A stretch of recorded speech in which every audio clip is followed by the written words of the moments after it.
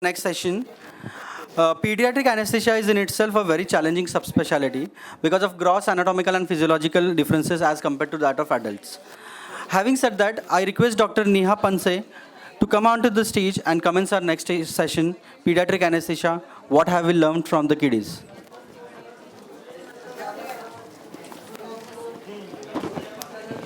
Good afternoon. Uh, Before we get induced after this delicious lunch, let us start an interesting session on pediatric anesthesia. I'd like to call upon Dr. Maya Jamkar, Madam, to chair this session. It's a Madam, CV कुठे आहे?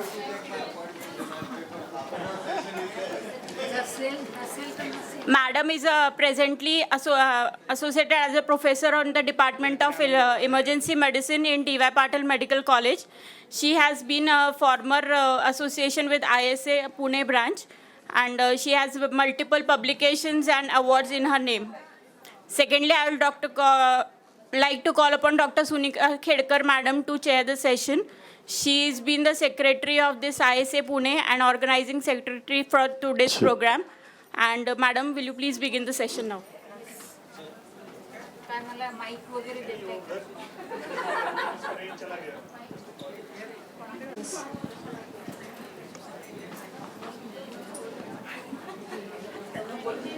Good afternoon, friends.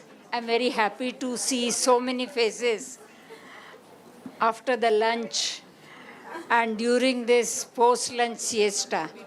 But I'm sure the speakers who are there for this session will keep you awake and engaged.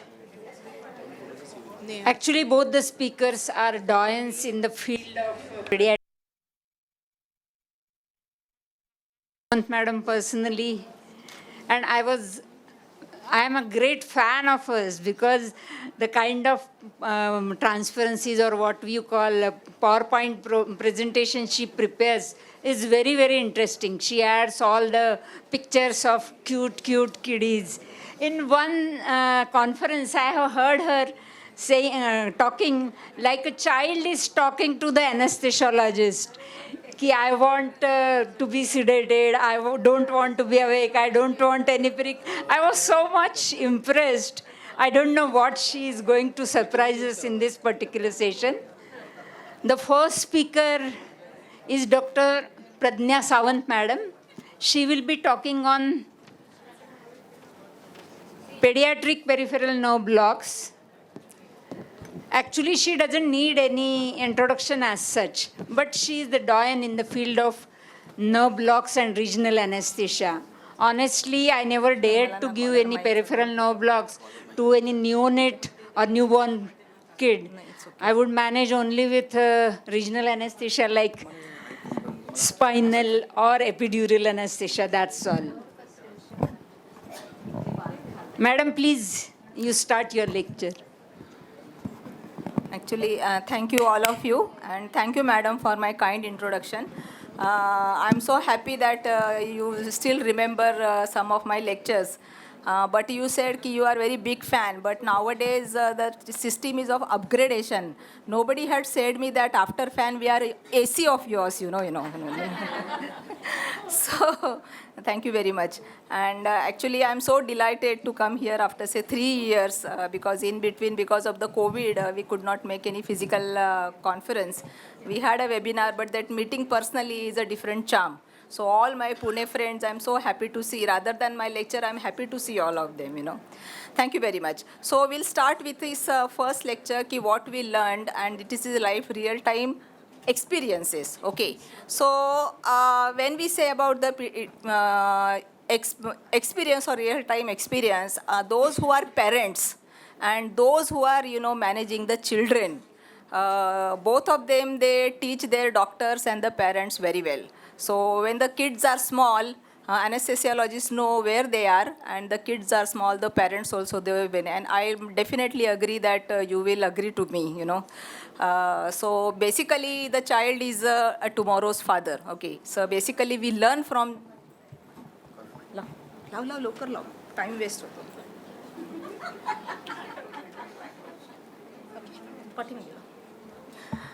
So So this is a post-lunch session.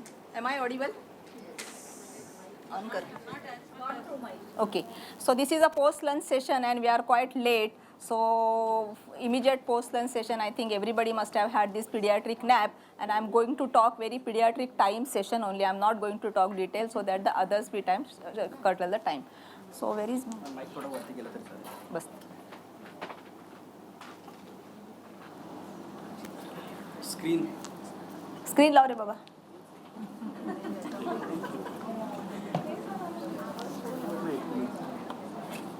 हाँ, sorry.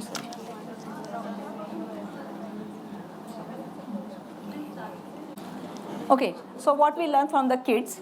So next is this is a premier institute where a lot of kids get operated, and we nearly 4,000 to 5,000 cases we operate, varieties of the cases operate, and we learn here quite a lot. Okay, rather than this is a lifetime experiences. So even if you 1,000 cases of your pediatric, even if you are induced and you say okay, I'm a great pediatric anesthesiologist, 1,001 person or patient, the kid will teach you, and that kid will put you down on the ground. Okay, so all of us, we must learn that any patient can put us down. We should not be in the air, and this is, we are lifetime students, okay, and lifetime learner.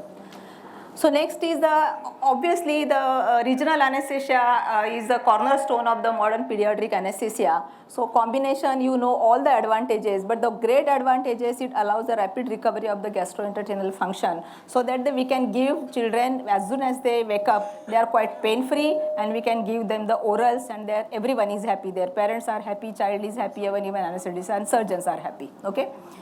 So now what points to be learned in my lecture is, one is the difference, basic difference, if you know whether to awake or asleep, that's a question. Technique, approaches, equipment, local anesthetic, that is a major issue what we are going to learn in this topic. And the acute compartment syndrome, that is usually it is neglected. That is why I have taken this topic. Okay. So does anesthesia, this regional anesthesia block differ compared to the adult? Definitely yes. Although it is a technique and the blocks what we take is the same, but the local anesthetic, the drugs and the approaches are very different. So what are the differences? The one is the target nerves are quite smaller, thinner, and they are very close to the scene. This is very important sentence I am talking, because the moment you go, as the person who is doing the adult cases, they keep on going inside, and so they can damage the structures. So when you are in smaller the child, the smaller the depth. Okay. Now ligaments and fascias are very thinner. So when you are puncturing the ligaments, and you don't have this feel, and you usually use a smaller needle, so directly you can enter. That is. Depth is very important, whether it is a central neuraxial block or whether it is a peripheral neuraxial block. Okay. Now infants are more dependent on the diaphragm. So anytime if you damage the diaphragm or cervical, these things, the respiration is stopped. That is one more thing. Epidural spread of LA is more even, that I will talk it in the epidural these things. Okay. Now this is in real time, if you there's relative size of the body type. So if you can say that if if anesthetizer, what is the anesthetizing size, various size of the body types according to their age, from 2 months to the 12 years. So if you can keep it in a mind, you will be able to give the proper dosages to the children. Okay. Now awake or asleep, obviously there is a dilemma whether awake or asleep. So some people say, because of the general anesthesia, all these complications are usually not noticed, but that is not so in case of adults, because awake RA may not always be practical, and it may be associated with the increased risk of failure. Just imagine if 2-year-old child you are giving the awake block, it is just not possible. That child will definitely kick you. Okay. Rather than that, the identification, then signs and symptoms of LA systemic toxicity is challenging even in the awake children, because they may not able to, especially non-verbal age group, they may not be able to communicate to you. Now on the other hand, the risk associated can be greater in terms of injury to the structure and the secondary to the sudden movements. That is, you can damage the some arteries or nerves or other important structures. That is why in a pediatric patient, if as far as the possible, either you give blocks under deep sedation or proper under GA. That is much beneficial to give a very accurate block, and you are also have a comfortable mind. Okay. So this pediatric regional anesthesia network, that is PRAN, it is very well active all over the world, and they have performed the block under GA with a risk of complications associated was higher in a patients who have done awake. Okay, so don't hesitate to give blocks under general anesthesia.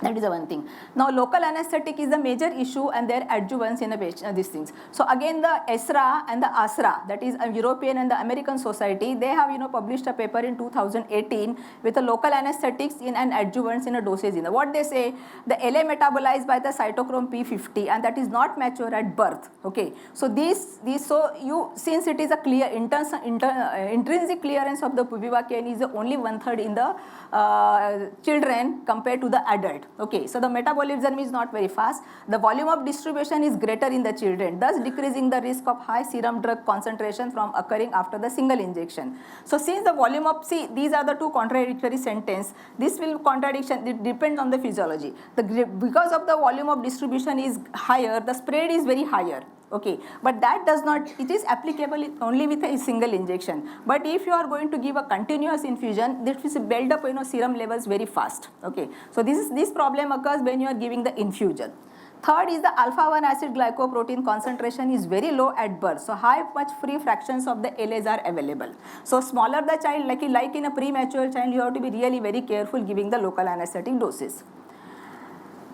Now, elevated cardiac output, this is very important. Those who are having the higher cardiac output, the vascular absorption is very fast. That will decrease the duration of action, but it will bring, build up the serum levels very fast. So that will cause a lot of toxicity in the children. Immature liver, obviously, the local anesthetics will not get metabolized. Duration of the spinal block is shorter in infant than in adult. This is another contraindication. It is not contraindication, but another thing that I will talk in a spinal. Now, long-acting agents like Ropi and Levo are less cardiotoxic than and have a similar intensity and the duration of analgesia for those with bupivacaine. So, for the children, it is better to use the levobupivacaine or ropivacaine. These are much safer drugs. Now, ropivacaine cause less intense motor block than the racemic bupivacaine. It is very good for the other general surgical cases, but it is not very good for the orthopedic cases, because in orthopedic cases you want a very immobile after the children who are reduction of the fractures. We want a immobile. So that's not we want a motor block in there, because we don't have to bother, because always their legs are under the plaster. So there are no history of injury or such like that. Now, evidence-based conclusion in clinical advice of the neuraxial, this is what they say in adjuvants. So mainly adjuvants are used morphine, fentanyl and clonidine. Okay, racemic ketamine and dexmedetomidine nowadays we use. So morphine and the clonidines are to be used not in a neonatal age group. Okay, but it's better to avoid less than 1 year. What about the racemic? Now clonidine, if you all you want to use when the child is smaller, you use the 1 milligram microgram per kilo. Okay, morphine also the same thing. As you go higher, the child is of 8 years, you treat that child as good as adult. Okay, smaller the child, you start with a lower doses. Racemic ketamine, that is a 0.5 milligram per kg. Ketamine is not recommended in the intrathecal use in the neonates and infant because of the possible potential of the enhanced neuronal apoptosis. Okay. Nowadays we talk about neuronal apoptosis of general anesthesia problem. So ketamine should not be used. Dexmedetomidine, it is quite a good, and because toxicity data are very limited in the children, dose use should be the minimal necessary to achieve the benefits and minimize the potential adverse effect. Okay. Now, safety consideration in the neonates. In the SAR, what I say, the initial dosage, the 50% of the adult dosage should be given in the neonates. Okay, maintenance infusion rate about the 50% of those in the older children than the adult, because what happens, single dose will not cause any problem, but the infusion will cause a lot of problem. That is accumulation, because the drugs will not get metabolized faster. Limit the duration of the epidural infusions of about 36 years and to consider reducing the infusion rate about 1/3 after 24 hours. So second day and third day, not third day. In case of infants, third day you should discontinue. Okay. Infants, very important. Infant with the right to left cardiac shunt, the first clearance of the lungs may be bypassed. Okay. So in these cases also, you give the diluted doses. Okay, just analgesic dose. Evidence of accumulation of the free circulating local anesthetics even with these low rates of the infusion is present. Okay. Now, continuous infusion technique. So free concentration of all amide local anesthetics continue to rise after the first 6 hours. Okay, very important. May reach clinically significant toxic concentration in some infant after 36 to 48 hours, and infants with the right to left shunt we have already talked about, okay, bypassed. Now all they are local anesthetics are they are potentially neurotoxics. Okay, all the LAs. So injection local toxicity can occur because of the wrong solutions, continuous infusions and preservatives and the additives and the higher concentrations. Now systemic toxicity, what you see, the CNS toxicity is always bypassed because most of the time they are under general anesthesia. So you basically the general anesthesia will act as an anticonvulsant. So you will not have a proper convulsions or loss of consciousness, that you will not.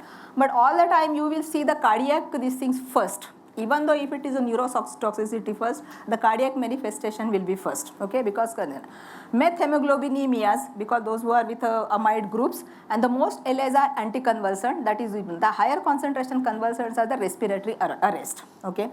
So now there was a very good study. So what they say, the systemic toxicity in the children, the events occur despite staying within the minimum local anesthetic dosing guidelines. So those children may be having some pathological issues like a liver or say liver problems or cardiac problems. So we have to be really very careful in giving the children proper dosages.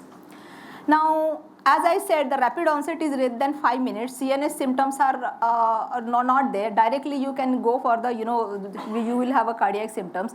But I feel personally, these are the most things you will see rather than arrhythmias or say bradycardia. Hypotension will occur later on, okay. But bradycardia will be the first sign. You will have, and arrhythmias you will have a first sign in the case of.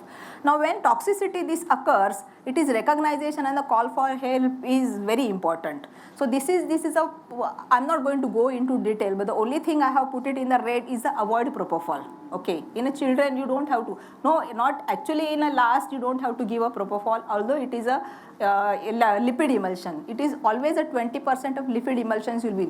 The dose will be 1.5 ml. It is the same like, but it is a per ml per kg over a for 1 minute. So if you have to resuscitate the patient, give the vasopressors like a hypotension, treat whatever is the cause is there. So if the patient remains unstable, go continue above and consider pulmonary bypass, or if patient is stabilized, infuse lipids for an additional 10 minutes and the monitor recurrence. This is very important chart they have mentioned. I feel personally those who do with the blocks, this chart should be there, what to do and what not to do, and where in your hospital actually we should write where is the intralipids are present. It should be available at the earliest.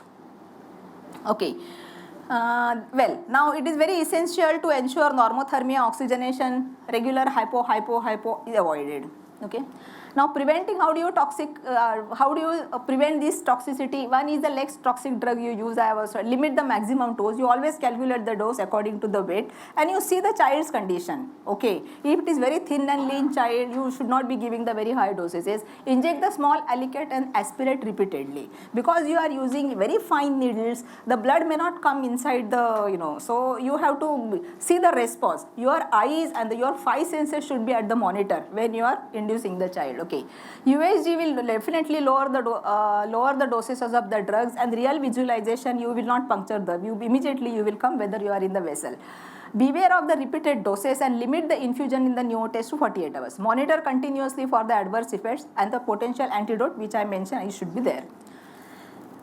Now what are the equipment issues? Here you cannot use the like a 18 gauge or the 16 gauge needle. So you have to go for a smaller needles. Okay. Similarly with a peripheral neural blocks, we have to use a smaller needle. Okay. So the recognition of the intravascular and the subarachnoid placement is sometimes difficult. Sometimes because of the low CSF doesn't, okay, may not come. Small catheters are difficult to feed, like a 19 gauge. Okay, the way 18 gauge will go, 19 gauge will not go. Sometimes you find difficulty, and they are more likely to get kink, disconnect, dislodge, and occlude. The driving pressure on the continuous infusion devices are very high. Okay, so what you should do, the occlusion alarm limit often need to be reset well above the 10 mm Hg to avoid the false occlusion alarm. This is very important. Okay. Now, this is very important when you are inducing or giving the block to the child. You must have a very good assistant in an operating child, because when you are giving the block, you are neglecting what is happening on the head end side. So either you should give them proper oxygenation when you are giving the TIVA, or you should have a LMA, especially when in the small child, or properly tying of the mask, usually as we do in our hospital, so that you are free to, means their child is getting oxygenated, and your ear should be at the monitor. Suppose is what is desaturation occurring, and one person to help you out. You should not be doing this alone, absolutely without any help. Now come to the caudal block. Obviously, when you see the anatomy in the adult and the pediatric of sacral area, so you see where is the dural sac. The dural sac edge is quite low. So when you are giving the caudal, you are likely to puncture. As I said, depth is very important. So when you should not be, in this child there is only skin and the bone. So if you are going too much in, that is means you are not in a correct place. Okay. Same thing now, if you can see, this is basically a thing is there. So now Armitage formula is properly fit for this caudal block area. So you can go up to, but you use a little diluted doses. You calculate the dose and dilute it. Ropi and levobupivacaine should be used, that as I have already told you. So in a caudal space, you can use you can give a single dose, or you can. Now caudal block, suppose if like you can give by USG also. So in a real time you can see, rather than giving blindly. And this in a sacral, when you are seeing in the USG, you can see this sacral horn, that is a frog's eye sign. I should salute that person who has devised this, named it after the frog. Some other person, there are various other examples could have been given. Anyway, so now see, these are the very good, essentially you can see the very good spreading inside the epidural space. It is over. Okay, so this is a very good view is there. Now you can have various deformities of the sacrum, and that you can detect especially when the USG. Okay. Now sometimes you keep on palpating and the caudal, sacrum is not there. That is also a big problem. That also you can find out, Now you can put the catheters. Okay, so catheters can be put, and the catheter can be thread upwards very continuously, because there are no vertebral column. This thing is there. Okay. Now that is with a USJ you can thread the catheter. That also where your catheter is, that you can also see. Okay. Now same thing with a lumbar puncture. Here I just want to see, here in the epidural space is very superficial, contents are gelatinous and the fibrous. So spread of the LA and the passage of the catheter is very easy. Loss of resistance should be not with air, preferably with a saline, and don't keep on pushing lot of saline, because that will cause dilution of your local anesthetic agent. Okay. Now guidelines, these are the guidelines. These are, you can see in the determining the epidural, you can see in the books, the formulas are definitely there. Equipments in the technique, smaller the child, smaller the needle. Okay, because that will cause a needle leak in a smaller child. So use Bupi, Levi and Ropivacaine should be used. Okay. Now confirmation, I think it is the same with all adult patients, okay, but they use a smaller syringe. Don't use a 10 and 20 ml syringes. Smaller the child, small syringes should be there. Now this epidural test dose, again I am going to talk about. This test dose will cause interpreting the negative test dose, and it is no ideal test dose is there. It should be performed slowly in a small aliquots like a 0.1 to 0.1 ml veliger. And if you see any response, that is only test dose. There is nothing test dose like in the children. Okay, this I'll skip it. Now thoracic epidural is not for those who are doing occasionally, because this is quite a dangerous thing. Okay, so you should not be using it. You use it, that is why I have put it in a red mark. Those who have very well versed with a lumbar epidural, then they should go for thoracic, and the spaces are very smaller, so you are likely to damage the spinal cord, because it is very close. Spinal cord enlargement is there. Cervical definitely not in a smaller children, unless it is an adolescent age group and you want to do that. Now in the spinal, again anatomy is very important, and the most important thing is physiology. In a physiology, if you see the neonatal column, all things will favor patients not going into hypotension. So in patients who are the smaller the child, the hypotension will not occur, okay, because the physiology is such. Okay, so now placement, it is not like in a small child you see adult, because the child himself cannot give the position. Okay, so the person who is giving a position is very important. That person has to leave the head not like this, okay. They should not be, like a hen, the neck is, contracted. So it is very important things. Now needle also should be used, should be stellated. Okay, preferably. Previously they used to use the hypodermic needle, but that is not good because that can cause the skin tag into the intrathecal and cause the intradural specimen. Now here dose again. Here when I say in a local anesthetic it should be given in a smaller doses, but in a spinal it will the higher doses are required because the physiologically the CSF turnover is so fast, metabolism is so fast. Okay, okay, okay, it's okay. So complications I will avoid. Now blocks in a. So okay, now paresthesias in the old children not possible. Okay, so other methods are there. All these things you can use it, but use a more diluted solution in the peripheral blocks. Okay. Now intensity of the current, use the smaller current in a small existing token. Don't you have to use a very higher current. Okay. In a real time, if the resistance is there, you can use a manometer to see these things. So upper limb blocks, the easiest one is the axillary approach, which is a absolutely less complicated. No other complications are there except puncturing of the artery. That's very important. Thing is, if you have a USG just like that, again for the children, infraclavicular is very good because it is away from the lungs. Okay, it's very good block if you are occasionally giving. So supraclavicular, no. Okay, unless older children are there, otherwise you are likely to puncture the subclavian and these things. Femoral, yes, because it is very superficial and you can definitely use either USG or the PNS. It is very super. Both again, sciatic, no. For the smaller children, older children definitely yes. But rather than giving the sciatic block, caudal block is much safer. Okay. Now other abdominal thoracic blocks are ilioinguinal. Very easy blocks are there, and they give very good results. Okay.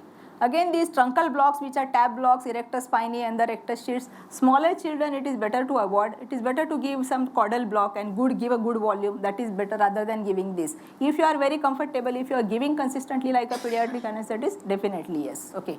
Penile block in a smaller children, even with a premature children, this you can give. Okay.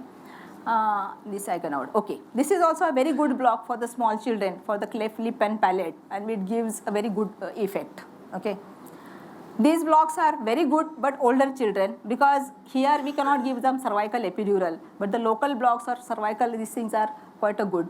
These blocks also can be given. That will the ocular blocks, if they are given, the like in cataract, that will reduce your requirement of general anesthetist. Very these things. So now care of the infants, if the lack of sensations are given block, injuries, because the infant cannot tell you, positioning of the limb is very problem, pressure source, burns with the warming devices, tight plaster cast and ischemia of the muscle compartment is very important. Okay.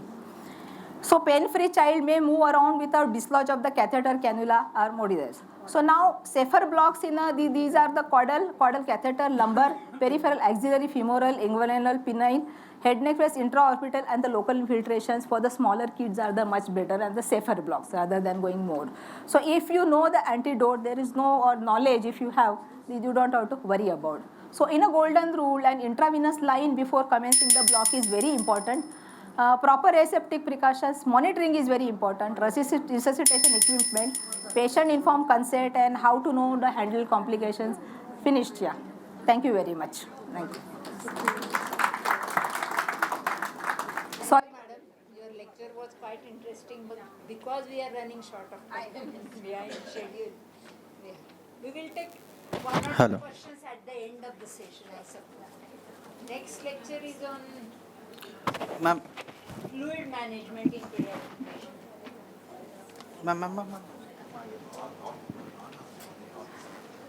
Ma'am. I request chairpersons to kindly felicitate Dr. Pradna Sawant, ma'am.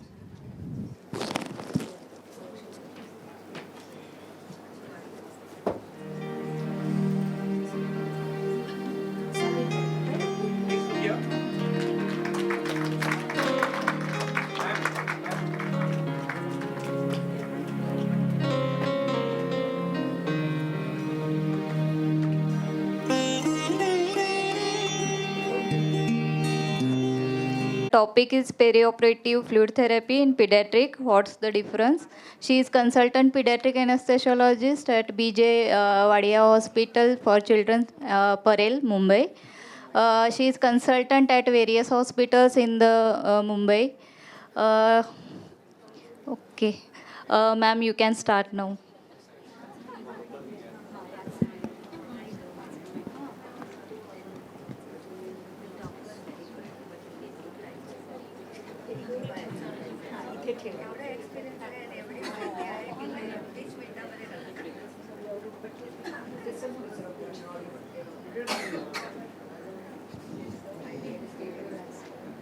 You can start. Yeah, just waiting for the.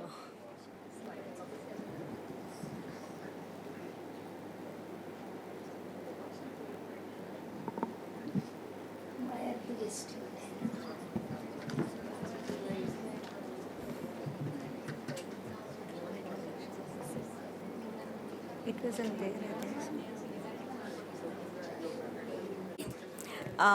I'm thankful to you, ProACT and PuneCon for giving me this opportunity. I hope I can deliver after such a wonderful talk by Dr. Pradnya Sawant ma'am. My topic for today is perioperative fluids in children. What's different?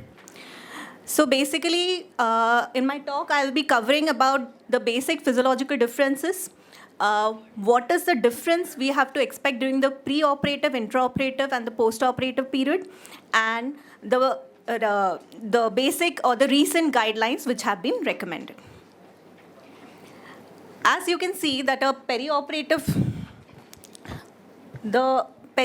fluid role of the perioperative fluid therapy is basically to maintain a near normal physiological status of the child by maintaining a normal metabolic function, normal electrolyte acid-base status, and normal or adequate tissue perfusion. Prior to going into how to go about it, I will like to highlight the basic physiological differences which we should keep in mind when dealing with a child. That is, their total body water content is higher as compared to an adult. The extracellular fluid volume is also much higher compared to an adult. It reaches the near normal adult values by around 1 year of age.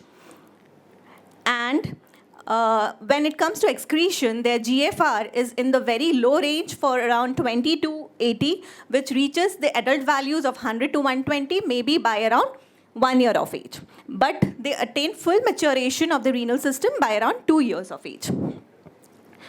Another thing which might come into consideration is the physiological anemia we have to keep in mind when trying for a blood transfusion, especially in neonates or premature neonate babies who come to us for surgeries. So basically, the perioperative fluid management, I'll be talking under 3 headings. That is the preoperative, intraoperative, and the postoperative. In the preoperative concerns, the type of fluid which we are going to be used is going to depend upon the type of surgery, whether it's an elective or an emergency surgery, minor, major surgery, also the preoperative fasting status of the child, and the preoperative fluid deficit, if any, present in the child. The preoperative fasting guidelines which are recommended are, for clear fluids is 2 hours, for breast milk 4 hours, formula feeds, non-formula, non-human milk and solids 6 hours. But recently, as in 2020 and 21, there has been a general consensus by the Association of Pediatric Anesthetists of Great Britain and Ireland, ESPA, and the French Pediatric Anesthesia Society. They have recommended that we can come down for the clear fluids, the fasting duration from 2 hours to 1 hour. The rationale behind this is that they did not find much difference in the gastric emptying time if we restricted clear fluids from between 2 hours and 1 hour. Also, they have seen that if preoperatively, if the clear fluid which is being given to the child, it contains some amount of glucose, it in fact increases the emptying time of the stomach. The risk of pulmonary aspiration, which is our main concern for which we keep a fasting status, it has also been seen that not much difference is there. In fact, an apricot study which has been done on a pan-American level, pan-European level, and a multicentric trial, it is basically the number of cases of pulmonary aspiration which came into the ICU following patients who were not having adequate fasting was not too much, or the morbidity and mortality in such patients was not very high. Also, it has been seen that the incidence of post-operative nausea, vomiting, thirst, anxiety in children is much less when we give clear fluids till, or we restrict the clear fluids till 1 hour up to the surgery. Also, we will have a much more compatible child with us who will be much more comfortable and within the normal physiological status. Now the question arises is how much of fluid has to be given to a child if we are restricting the clear fluids till 1 hour. They have recommended that 3 ml per kg of a sugared or a glucose containing fluid can be given to the children. So if you have a child who is up to 5 years of age, you can restrict it up to 55 ml. 6 to 12 years, around 150, and more than 12 years, you can restrict it up to 250 ml. There are certain contraindications in which the clear fluids might have to be restricted for a duration of more than 1 hour. Usually, those are children who are having GERD, gastroesophageal reflux diseases, esophageal strictures, achalasia cardia, or diabetes mellitus with gastroparesis. Next comes is, once we have dealt with the fasting status of the children, is the fluid deficit which can be seen in a child. Normally, if a child is approximately fasted, we won't see any fluid deficit in the child. But if, because of the delay in the surgery or certain other conditions, the surgery gets delayed, then it might go into a prolonged fasting. And if the child does not have an IV line in situ, in those states, the child can land up into a kind of dehydration. In such scenarios, it is essential to assess clinically and determine the degree of dehydration which has set in the child and correct it accordingly. So for a mild, 30 to 50 ml per kg of fluid might be required to correct the deficit, moderate 60 to 100, and in a severe, more than 100 to 150 ml per kg of fluids might be required. Next question comes is, what is the fluid which has to be used for correcting this deficit? How much of it is to be used, and how frequently can we use it? So the solution which is preferred is a balanced isotonic electrolyte solution without glucose. They can be used in doses of up to 10 to 20 ml per kg, can be given over a period of 10 to 20 minutes. That is, it has to be given quickly. Multiple boluses may be required, up to 3 boluses. More than that can also be required. And the end point will be the improvement in the clinical outcome of the child. Once we have settled the child preoperatively, now we take the child intraoperatively. So intraoperatively, my fluid requirements will be basically for replacement of the existing deficits which were present, the maintenance during the surgery, as well as the replacement of the ongoing losses. Traditionally, we have been using the Holiday-Sigma formula for maintenance, that is a 4-to-1, and it has stood the test of time. But in present scenarios, because of the changing guidelines of the fasting status, we mostly have a child who is more or less euvolumic. At the same time, the Holiday-Sigma formula was formulated for children who were healthy. We are getting children who are coming to us for surgeries. They have increased catabolism. So, certain recent or certain latest guidelines they have come into place. Also, another thing was that Holiday-Sigma, they had suggested to use electrolytes like sodium 3 MEq per kg and potassium 2 MEq per kg in the solutions.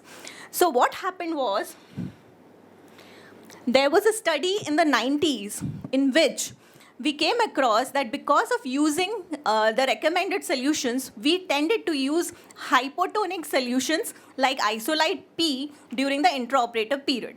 As a result, there were multiple cases of hyponatremic encephalopathy which were reported because of cerebral edema, as also respiratory insufficiency. So taking all these considerations into view, there has been a paradigm shift in the fluid management for both the type as well as the volume of fluid which has to be infused in children. So basically,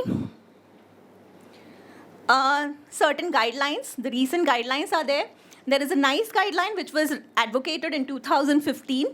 They say that for routine maintenance, it is preferable to use isotonic crystalloids which are containing sodium in the range of 131 to 154 MEQ.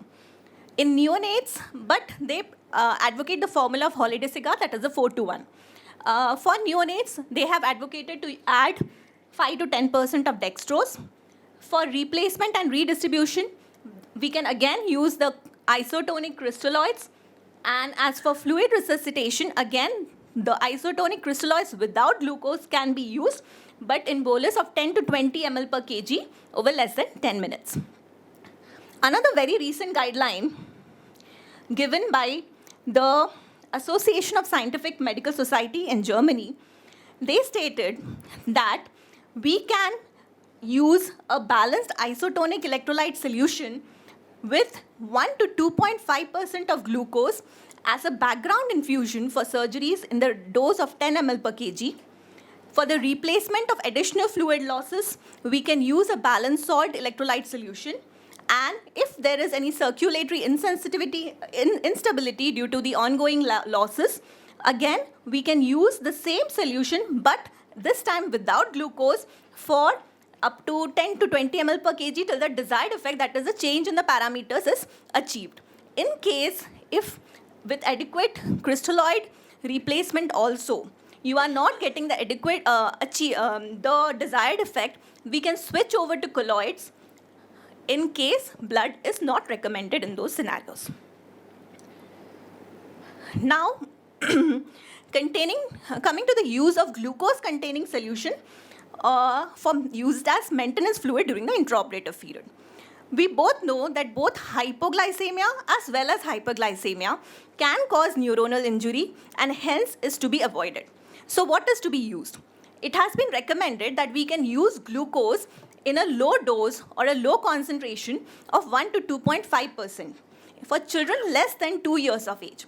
What happens is when we are using children more than 2 years of age, because of the stress hormones and ADH, they have a glucose concentration which is almost near normal. But neonates and preterm neonates, they might require glucose for minor surgeries too. So in such cases, we can add glucose of 1 to 2.5% in the balanced isotonic electrolyte solution which we are using. Glucose supplementation is also recommended for children receiving hyperalimentation, liver failure, mitochondrial diseases, and endocrinopathies. In fact, when we have neonates and preterm neonates coming to us for surgeries, usually for the first 48 hours, they are given 10% dextrose solutions because of the not much loss of urine output. So when such babies are coming to us for surgeries, what we do is we continue the 10% dextrose infusion as a background infusion, just reduce the dose to around half of it, and the ongoing losses and the fluid deficits are corrected by an isotonic crystalloid. The replacement fluids which can be or are recommended are 2 ml per kg for a superficial surgery, 4 to 7 ml per kg for thoracotomies and other surgeries, 5 to 10 ml per kg for surgeries which are having much more losses. Now, the recent concept, that is the third space loss, which we always recommended or which we accounted for when calculating the fluid in all surgeries, it has been seen, the recent studies are saying that the third space loss does not exist in adults. Now, as per se, we do not know what is the present scenario in children. We require much more studies and RCTs to confirm whether it is true even in case for children. Coming to colloids. Now, colloids are to be used in children when suppose there has been a resuscitation which you are doing, or the fluid deficit which you are doing, you have been using crystalloids in the children, you have exceeded or you have reached the dose of around 30 to 50 ml per kg of the crystalloid in the child, but you are still not attaining the desired effect. In such cases, they have recommended to switch over to colloid use. Colloids, there is no specific colloids for which there is a preference. You can use both hydroxyethyl starch 6%, gelofuscin or dextran. The only thing is these colloids are not preferred to be used in neonates and preterm neonates. So what is a colloid which is used in neonates and preterm neonates? The colloid of preferable colloid is 5% albumin in case of neonates and preterm neonates. There is also 20% albumin which is available, but 5% albumin has been seen to be more iso-oncotic to plasma, and the volume is more important than the percentage in these scenarios. FFP is another colloid which is available to us. It can be used, but the concerns are because it's a blood product, there is phenomena of allergic transmission of viruses, as also the incidence of TRALI has been reported to be higher when using FFP. Now coming into blood and blood products. If after using all this, still there is an ongoing loss, how do you decide when to go ahead with the blood transfusion in case of a child? So as usual, we have to calculate the maximum allowable blood loss. The transfusion trigger, again, in children is taken to be as around 7 to 8 gram%. Usually, in an older child, if we have a neonate or a preterm neonate, we usually restrict it to about 10 to 12 gram%. If at 7 gram%, the child is stable and there is no further losses, we can continue with the crystalloid and colloid therapy. But if it is an ongoing loss, we change over to packed cell volume. Packed cell volume can be calculated by body weight into the desired increment in hemoglobin into 5. The assessment of the hydration status, definitely, we have the clinical parameters as also the dynamic parameters. The dynamic parameters, they require further studies in cases of children. The post-operative fluid management, the basic idea is that if you have... Time is up, madam. You have to wind up fast. Yes. To send the child home fast. So, if it's a child, we start the enteral feeding as soon as possible. So, my take-home message, decrease the pre-operative fasting time. Clear fluids can be given till 1 hour before surgery. Intraoperatively preferred fluid is balanced isotonic salt solution with glucose, with or without, at the rate of 10 ml per kg. If adding glucose, low concentration 1 to 2.5%, and post-operatively allow the child to drink and feed as early as possible. Thank you so much. Thank you, madam. It was a wonderful talk. You completed the talk in time. Thanks. If there are 1 or 2 genuine questions, we can take up.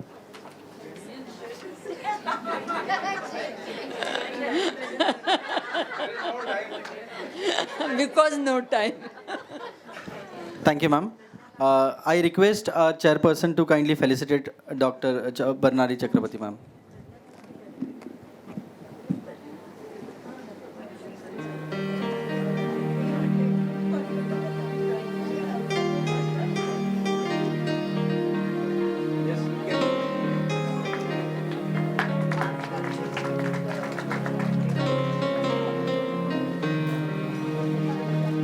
Thank you, ma'am.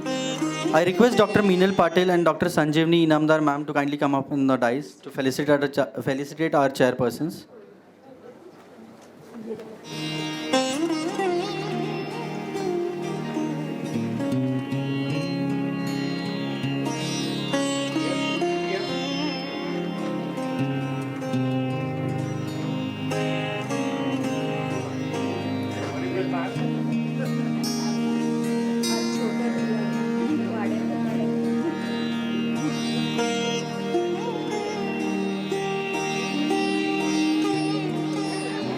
I request our chairpersons to kindly felicitate Dr. Neha Panse, ma'am.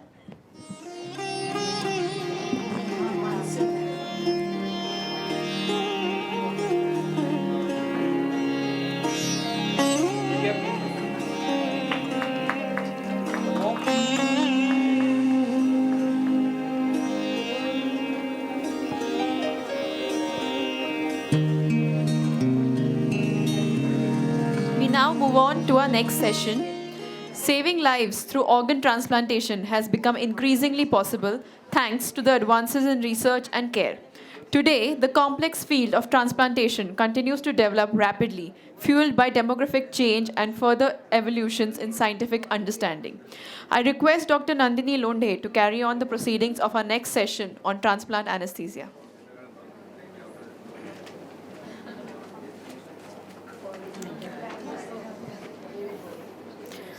Good afternoon, everybody. This is post-lunch. I'm sure everybody's liver is overworking to digest such a tasty, delicious meal. And this whole session is now dedicated to liver. Liver transplantation actually kicked off in India in 99-2000. And since then, actually, we are doing a lot of progress in the field of transplantation.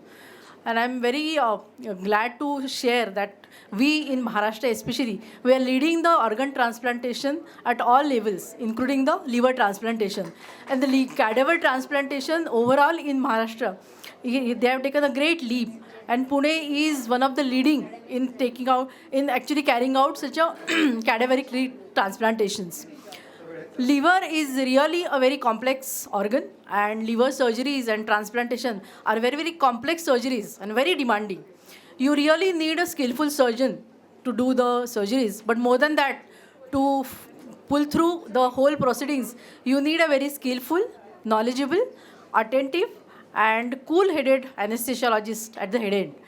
And we have a very good anesthesiologist all over Maharashtra to do the liver transplantation. Today we have two eminent anesthesiologists, Dr. Sangeeta Pardeshi. She is from Mulund Fortis and excellent anesthesiologist. And I must tell you that she was my CR, and I have taken my baby steps in anesthesiology with her guidance. And second speaker is Dr. Manish Pathak, and I'm very happy and very proud to say that he was my student from Ruby Hall Clinic. So it's such a wonderful coincidence to enjoy this session. Now may I call upon the stage Dr. Rajendra Patil, HOD Ruby Hall Clinic. You all know him, no introduction needed. He is the most prominent and yes, he's still HOD. So thank you. And Dr. Saroj Bande, ma'am, from KEM Hospital, very, very multi-talented personality. So I'll Straight hand over away we can start actually. Yeah, Yeah. please, So we please. can call Dr. Sangeeta, Pardeshi. Yeah. please. Thank you very much for inviting me here. It's a real privilege. Meanwhile, I have visited Pune after a very long time, so my identity has also changed. So I'm referred to as Sangeeta Shetty now in Mumbai. I'm going to be talking about transplant anesthesia for the liver, perioperative care.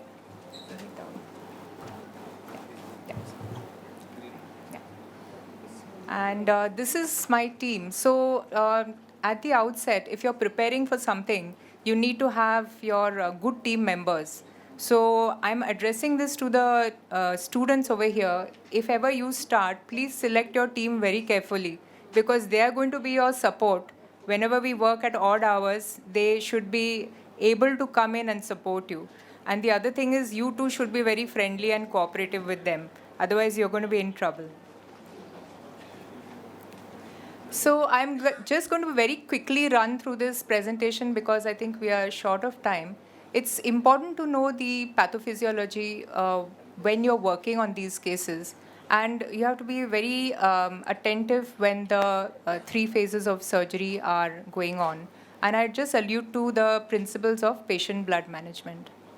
Now, from this slide, it becomes very clear that the number of transplants are only going to increase. Today in India, we are doing about 6,000 liver transplants per year, but the requirement is about 2 lakhs are required. So students, you need to come in and join this particular field because you're going to have a very good opportunity. Also, a plus point is that you can actually negotiate with the management very well. And most of the surgeons are afraid of you because they know that you can hide their mistakes or the challenges that they put forth.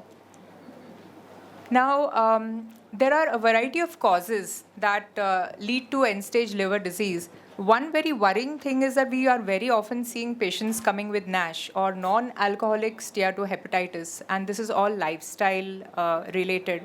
So we are all in that boat, so we have to be careful. Usually the diabetic, hypertensive, obese patient, you're going to get this condition. So when we get a patient, the patient has already been seen by the hepatologist and the surgeon. And the nice thing is that you get to see the patient multiple times. So first in the OPD, or if the patient is admitted for some decompensation. So you get a chance to create a good rapport and assess all the systemic effects that are present. You can counsel the patient, explain to them how this whole process is going to unfold. Now, they are very sick patients with multiple manifestations, and you have to make sure that you're ruling out the contraindications whenever you're doing the assessment. So what is the most important contraindication is that they should not have any severe cardiopulmonary disease. So by that, what I mean is that they are in a state of hyperdynamic circulation. The portal hypertension pushes them into this state. And over a period of time, they develop a condition called as cirrhotic cardiomyopathy. Now, cirrhotic cardiomyopathy, the patients are very poor responders to stress. So they actually become bradycardic when they should be becoming tachycardic. So that is a very ominous condition. Also, they have symptoms of breathlessness, fatigue, they're just tired, and they may be having these things hiding behind huge whiteout of the lung, they have huge pleural effusions, or they have these above two entities. And what, for example, the hepatopulmonary syndrome is, the good thing is that it is reversible with transplant. But the problem here is that when you see them, they can't just walk, and many of them have clubbing. They actually have a low saturation when they're standing up. This is because of the shunting that is happening intrapulmonary, and it is picked up on the bubble contrast. The worrying one is this. Now here, they are developing a pulmonary hypertension with a normal heart. What is happening is that because of the portal hypertension, there are gradually changes happening in the vasculature which become permanent and irreversible. So there is the general workup. I'm not going to go into the details, but what we are really worried about is there some IHD lurking under this particular picture that this patient has come to? So how do we know about that? Apart from the routine things that we do, in our institute we do a dobutamine stress echo, and then if that is positive, they need to undergo an angiogram. There is no other way. The other thing is that if on a 2D echo we find that the systolic pulmonary artery pressure is more than 35, then they have to go in for a right heart catheter study, because that becomes a contraindication. Any mean pulmonary artery pressure more than 50, we can't take the patient up for a transplant because they will fail on table. So we score them. There is an entity known as a MELD sodium score, which uses bilirubin, creatinine, and INR. And that helps us to prognosticate. So if they're waiting for 6 months, we tell the patients you can calculate your own MELD. It's available on the net. They know that they're worsening. As far as possible, all emphasis is given for them to be optimized before they come in. We know that we cannot correct it completely, okay? So, but as far as possible, whatever optimization is carried out. Now, and the meanwhile, we have to find out a donor, otherwise it doesn't work. So the relatives are counseled, and very often they come up and offer to donate. Nowadays, these criteria are extended. So the younger relatives, the older relatives, the relatives with themselves marginal livers, even the ABO incompatible come forth and they are allowed to donate. Of course, the cadaveric donor is not that much. But if it is present, even you have to go and find out whether they are optimized adequately, because that is going to determine the outcome. So when we come to the OT, again, you have to be on very good terms with the OT staff so that they give you the best OTs, big ones, close to each other, because you're preparing now for such a massive procedure with all of its associated problems. Sorry. And we gear up the OTs with all the possible warming devices, pressure supports, stacks of syringe pumps, rapid infusers. We use the point of care testing a lot, monitors, our regular drugs. And of course, the anesthesia induction, we have to get the baseline. So under room air, we do a ABG. And then, of course, whatever our teachers have taught us, run through. So there's nothing different in that. We run them very tight. We use the BIS and we keep it between 40 and 60. These patients don't need much inhalational or even IV anesthetic agents. The monitoring is done with central venous catheters. We put in 2 broad gauge catheters into the right IJV, and everything is done with USG. And that actually helps us to avoid using blood products. So we never really correct. Even if they have a platelet count of 40,000, we go in and put in a line. INR of 6, we go in and put in a line. We have a femoral line along with an arterial, because when the pressures drop, and they really drop severely, the central pressure is the only thing that can give us the correct idea. We've stopped using the pulmonary artery catheter for the past about 6 years or so, because now we are using the much talked about non-invasive cardiac output monitors. And of course, we recently started using the T as well, because it gives us a great picture. You can see that the patient is underfilled right there, right in front of you. You can also pick up if there's any thrombi or clots that are forming in. And this is a very interesting concept that if you try and send a sample for PTINR or to the lab or a platelet count, it will take at least a couple of hours to come back. Meanwhile, your phase of surgery would have changed. So this point of care helps you to guide the product management.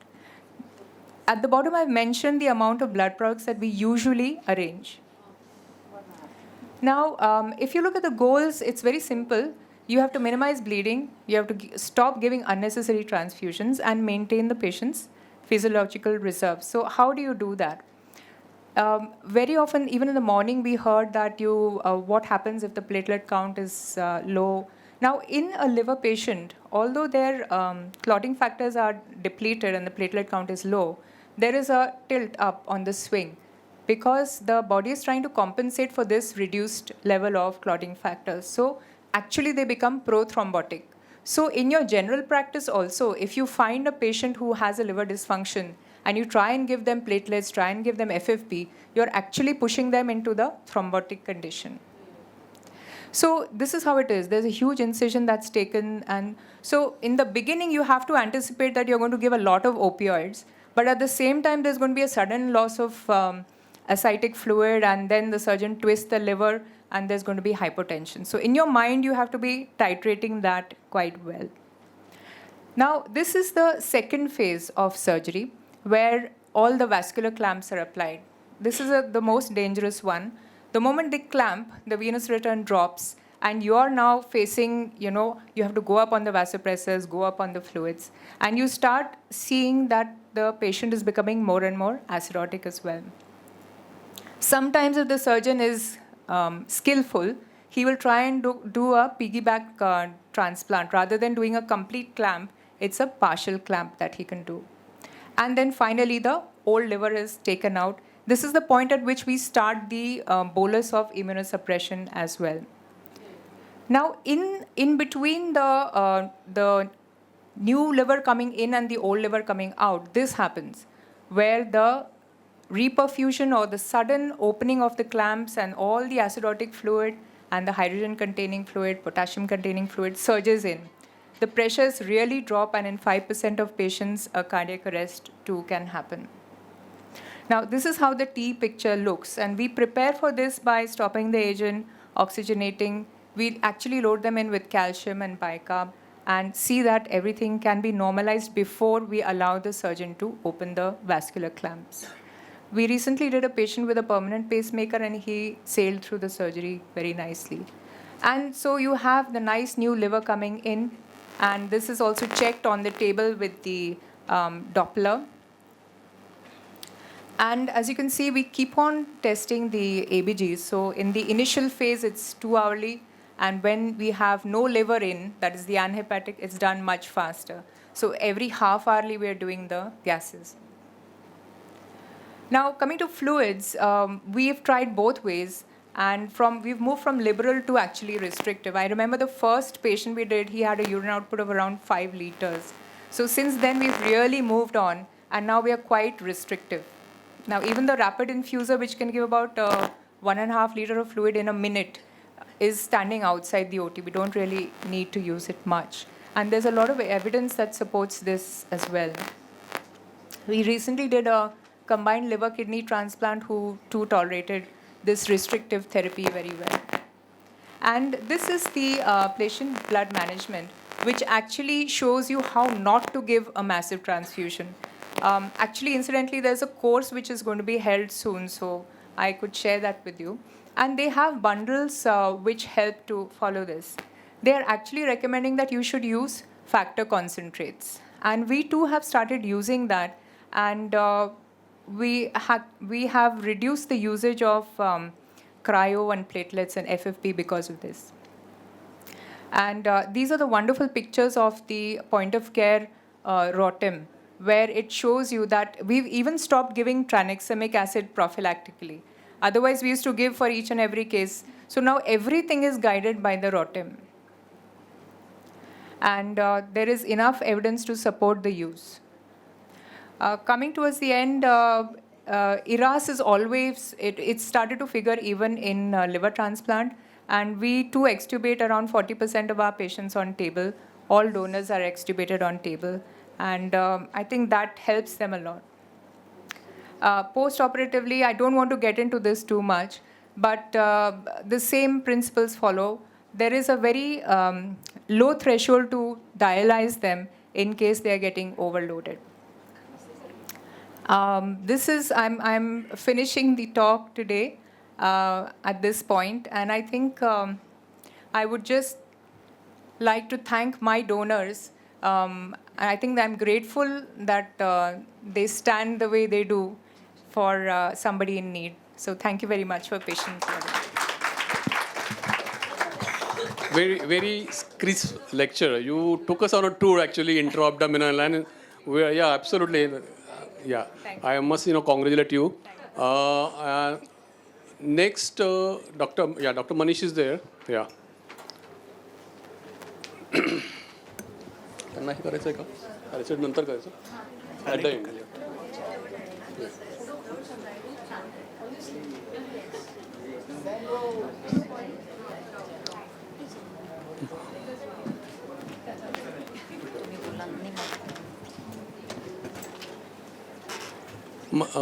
Manish has been doing a lot of liver transplant now. As Dr. Nandini said, he is our student. He is associated now to Sahyadri Group of Hospital and has completed more than 375 multi-organ transplant in last 5 years. That was a huge figure, yeah. So over to you, Manish. Yes, sir. Yeah.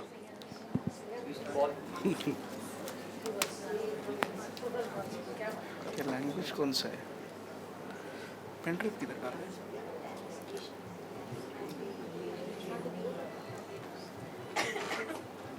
I think they're taking 1 minute just to get thing. I cannot resist myself telling one joke in the meantime, if they permit me. Sorry. One person was about to die. The Yamraj was standing here. Yamraj पूछता है आखिरी इच्छा है तो उन्हें भगवान भले ही मुझे नेक्स्ट जन्म में 16 दांत देना लेकिन लिवर 2 देना नाही का 32 लिव्हर पाहिजे असं सांगितलं दात 2 दे पण लिव्हर 32 दे So I have a question, pulmonary hypertension. What is the cutoff? Is there any cutoff or because it's reversible? But the people... Thanks a lot, sir. Good afternoon.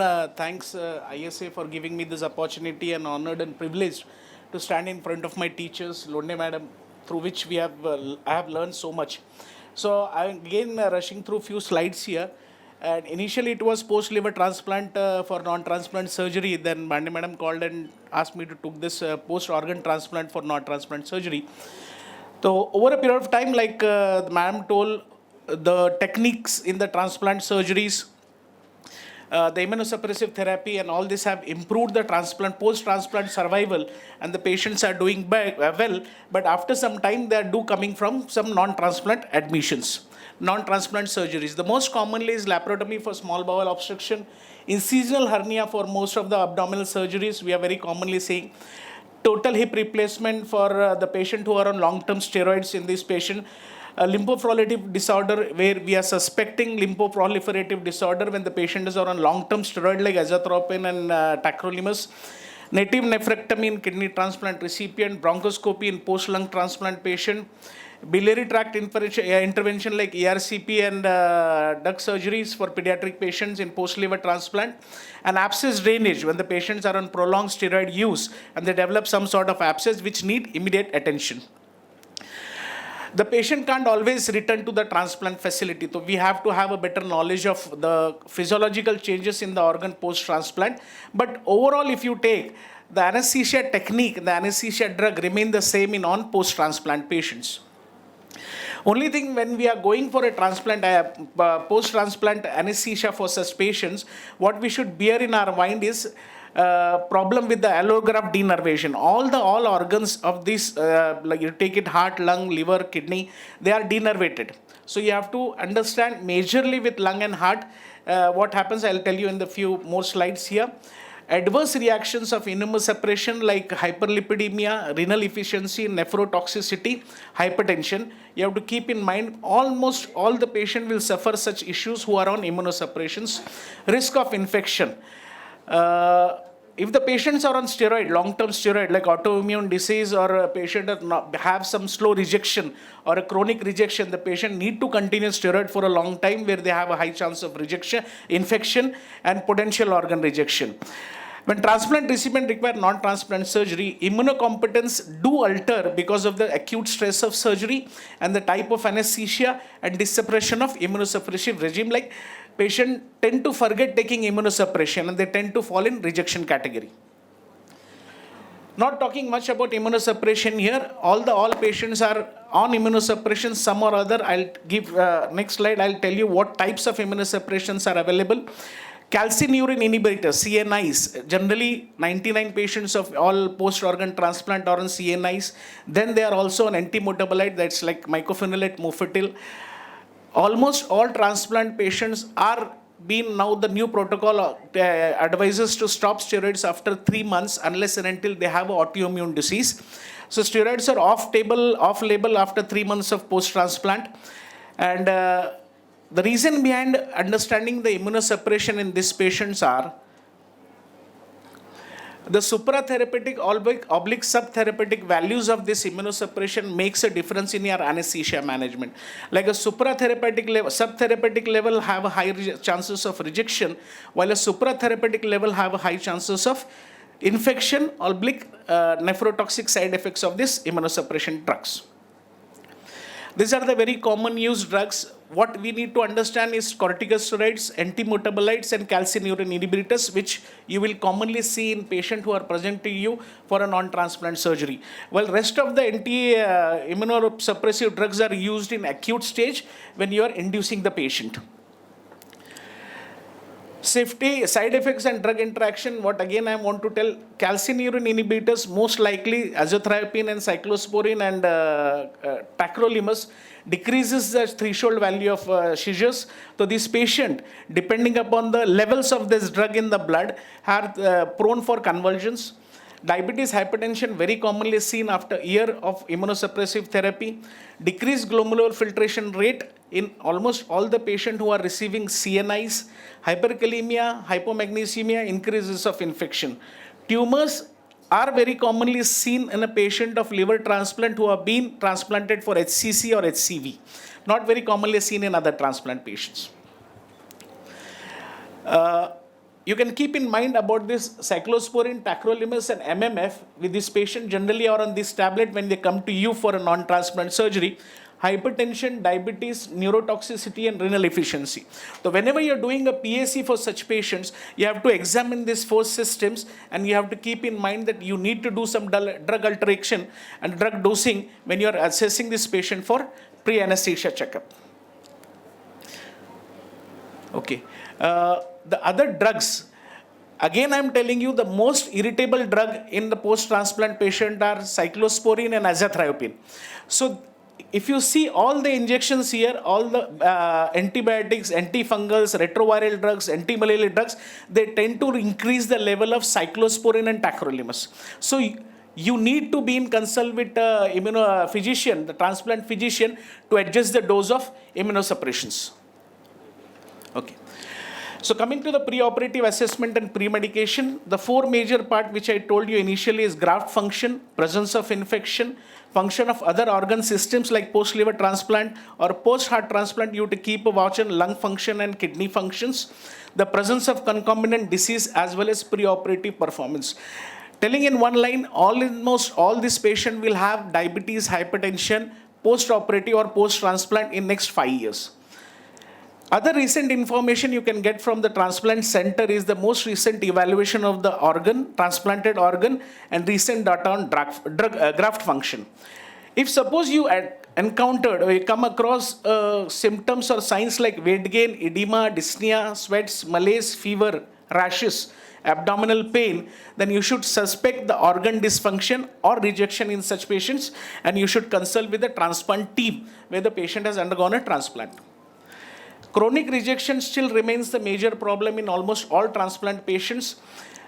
10 to 60% are being reported after 5 years as a chronic rejection from liver to lung point of view. Chronic rejection, if not treated properly, lands up in an organ failure where it becomes a high risk for a non-transplant surgery. Immunosuppressed patients are at high risk of infections, like whatever, bacterial, viral or fungal. We have our own protocol of assessing their viral loads intermittently every 6 months to 1 year when they present with some abnormal symptoms. Infection is a significant cause of morbidity and mortality after transplantation. Infection remains, first 6 months mortality remains high. Its presence should always be preoperatively ruled out by concern investigations. Prophylaxis, broad spectrum antibiotics should be used almost like a non-transplant patient according to the hospital protocol. Venous thromboembolism in COVID, what we have encountered post-transplant patient landing up in acute thromboembolism syndrome, having COVID, like post-transplant with post-liver transplant with COVID, they have a high chances of venous thromboembolism. So VT prophylaxis is must and should be done in all the patients. Anesthesia and preoperative care, these are the routine organ system infection, organ-related lab investigation, which we do almost in all the patients. Specific biomarkers when a heart transplant patient is received at your end is a BNP to check the level of heart failure in this patient. Depending upon the type of surgery and the major category A, B or C or ASA grade 3 or 4, it depends upon you what the investigation you want, whether you want a coronary angiography or stress test, but routine investigations are must, which indirectly tells you the type of organ functioning. Many of these patients have a coronary artery disease. If you have a patient coming post-organ transplant with the age of 55 to 60, whatever the organ transplant is, think that the patient might have a coronary artery disease and treat him as a ASA grade 2 or 3. Standard pre-medications are routinely used. Post-transplantation, diabetes mellitus, steroid induced. Many of these patients are on steroid, so generally they have diabetes mellitus. So you have to keep a close watch on his blood sugars to make a proper glycemic control intra and post-op.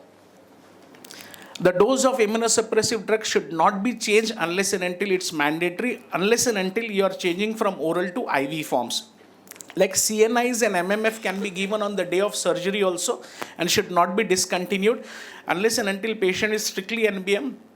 These medications need to continue post-operative also. General anesthesia consideration, monitoring, a routine monitoring is indicated in all the patient unless and until the patient is undergoing a supra-major surgery where you are thinking of putting a central line or a PA catheter or a cardiac output monitor. It depends upon case-to-case basis.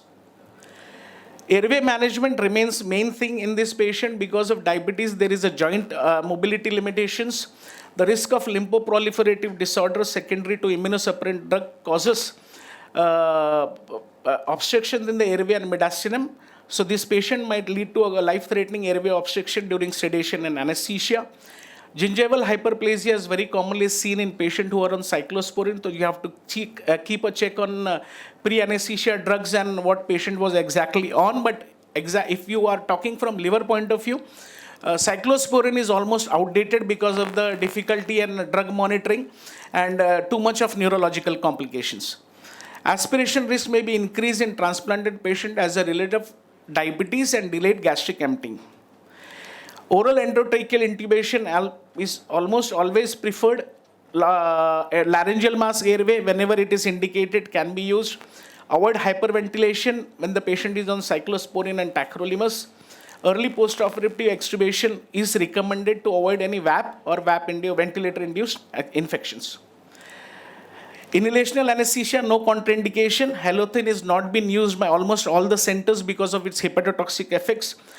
Nitrous oxide is also almost been stopped using by most of the centers.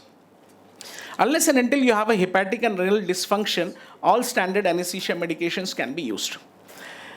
Again, telling the propofol, etomidate, dexmed, everything can be used unless and until you think the patient have some renal or hepatic insufficiency. Otherwise, no dose modifications are required. Ketamine is metabolized by a hepatic cytochrome P40 system, so its action might be prolonged, and you have to keep a watch on. You have to decrease the dose, loading dose and maintenance dose when you are using ketamine.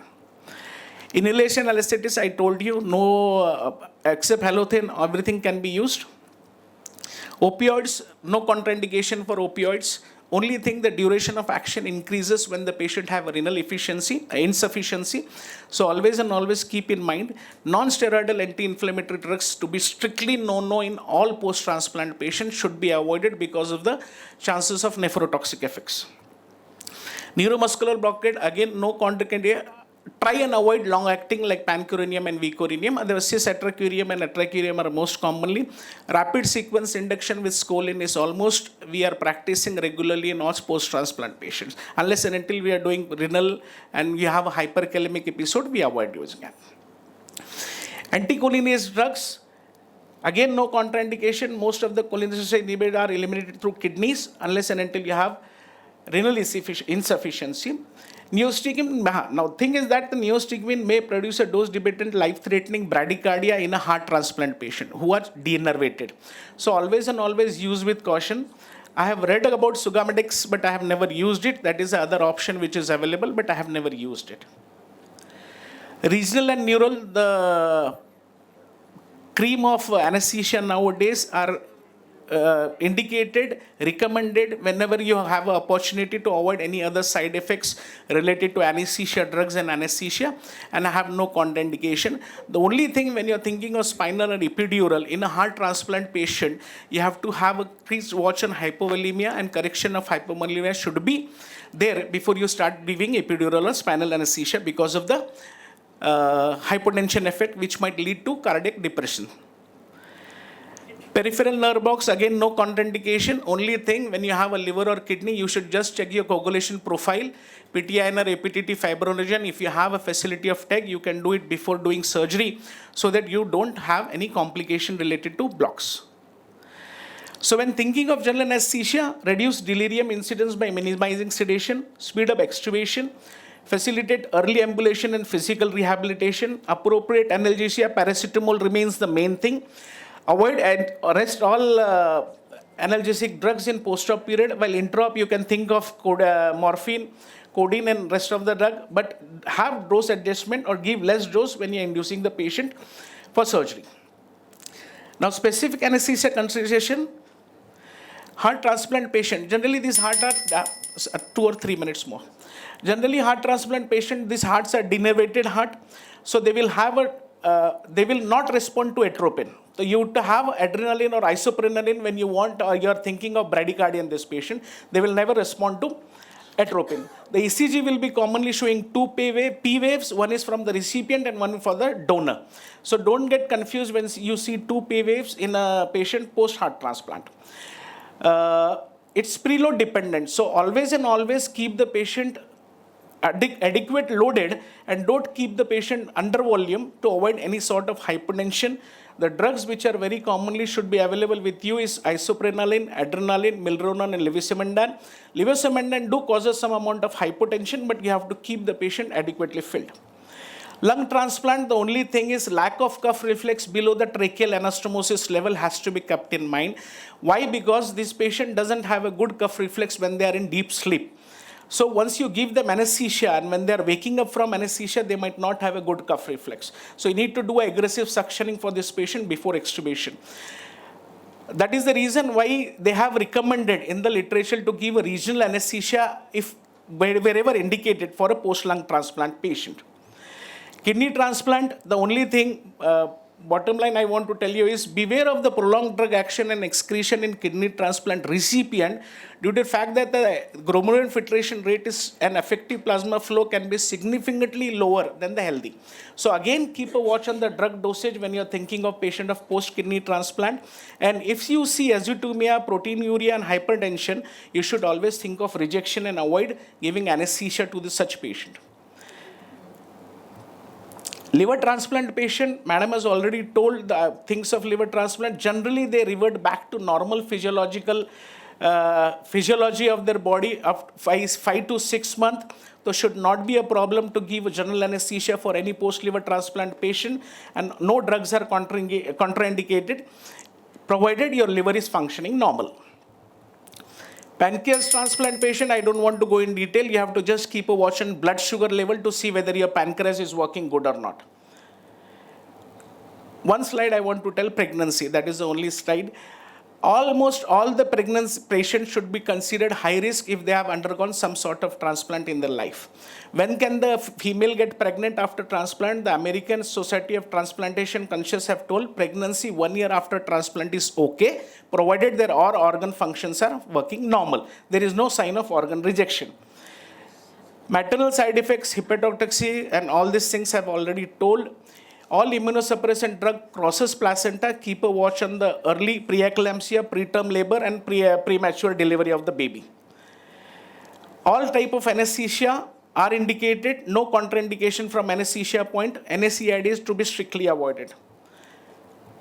Coming to the complication, we should be aware of all the changes in the organ physiology when we are thinking of a patient for a non-transplant surgery. Over a period of time, we'll be evolving more, but there is no clear-cut guidelines or data right now in the literature for a patient for a non-transplant surgery who has undergone some sort of organ transplant. Thank you. Thank you, Manish. You covered it pretty well. I request the chairpersons to felicitate our speakers for this session, Dr. Sangeeta Shetty and Dr. Manish Pathak.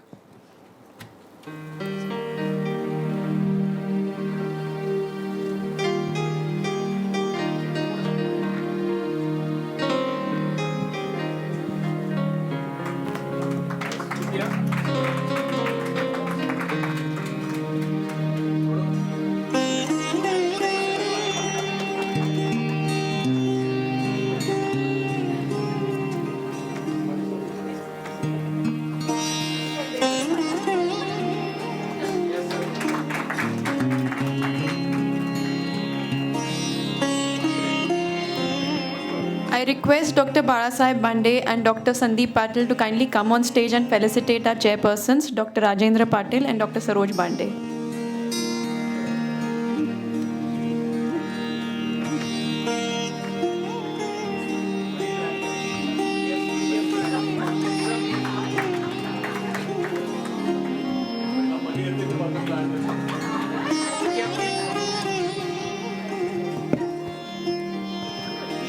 I request the chairpersons to felicitate Dr. Nandini Londe.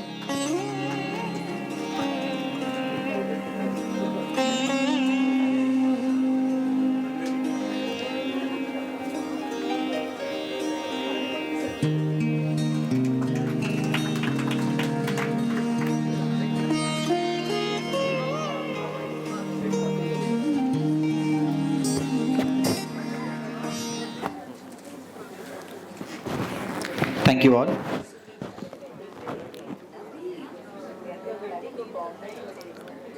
A high-risk cardiac patient posted for non-cardiac surgery is enough to induce severe tachycardia in any anesthetist. As we all know how challenging it is to manage various arrhythmias and stubborn hypotension. So on that point, I request Dr. Sandeep Patil to kindly come on to the dais and commence over the next session.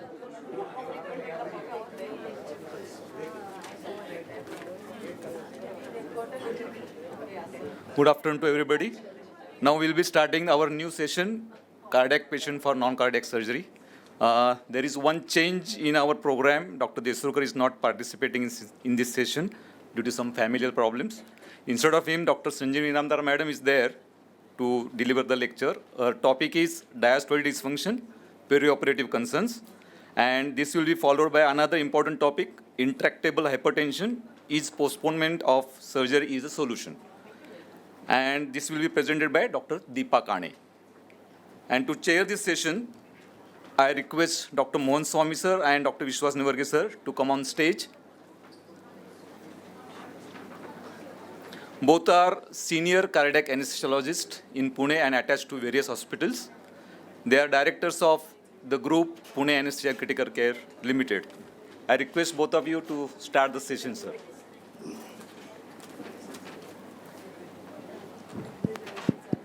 Good evening, everybody. We'll start right away. The first speaker, Dr. Inamdar. Thank you, Sanjani, for 11th hour accepting the topic. But as usual, you are always ready with your topic. So please carry on.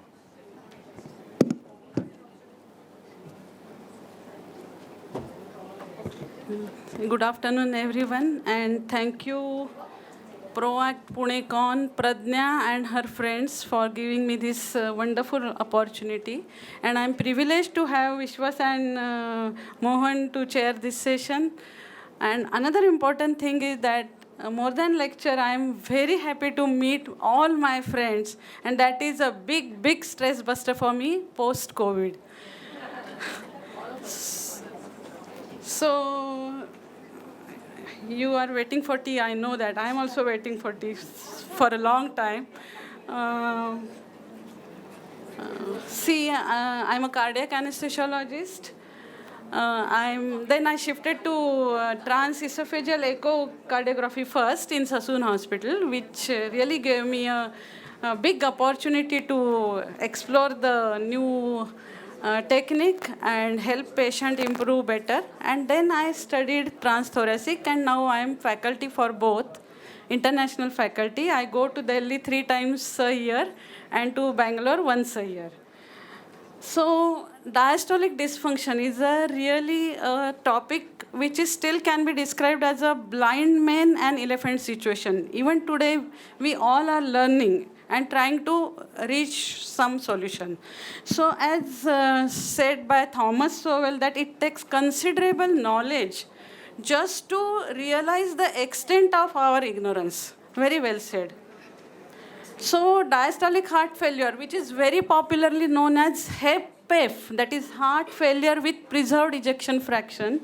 And my dear friend, it is very, very common, more common than systolic failure.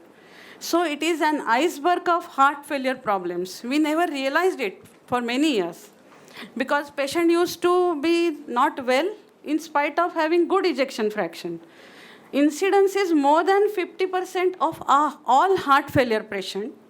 Mortality and morbidity is at par with heart failure with reduced EF, that is systolic heart failure, which is also known as HEP-REF, that is heart failure with reduced ejection fraction, which we are used for all these years by giving Lasix or by giving ACE inhibitor or NTG drip or even Sonite drip. Now it is recognized as an independent predictor of adverse cardiovascular events, that is also known as MACE, major cardiovascular events. And all vulnerable patients with dyspnea or heart failure must be studied for this diastology before surgery. So I'll be dealing this topic under these headings, and let's start. So see, this diastolic dysfunction is studied under these headings, that ventricular diastolic tracing and its components.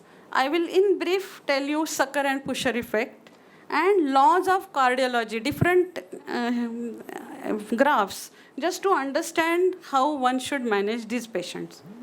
So this we know from physiology. So this is where this diastology is studied under these pressure and volume curve, then E and A waves during echocardiography. Basically, it is being a diastolic phenomena, we have to study these under echocardiography. So this is the simultaneous pressure testing of LV and LA in diastole. Okay. So there is initial LV relaxation.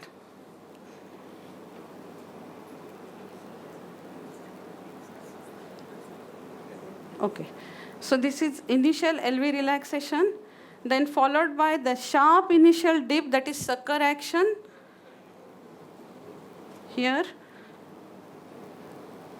Then LV stiffness and compliance, which determine the diastasis phase of diastole. That means there is no flow transmitted from LA to LV that time.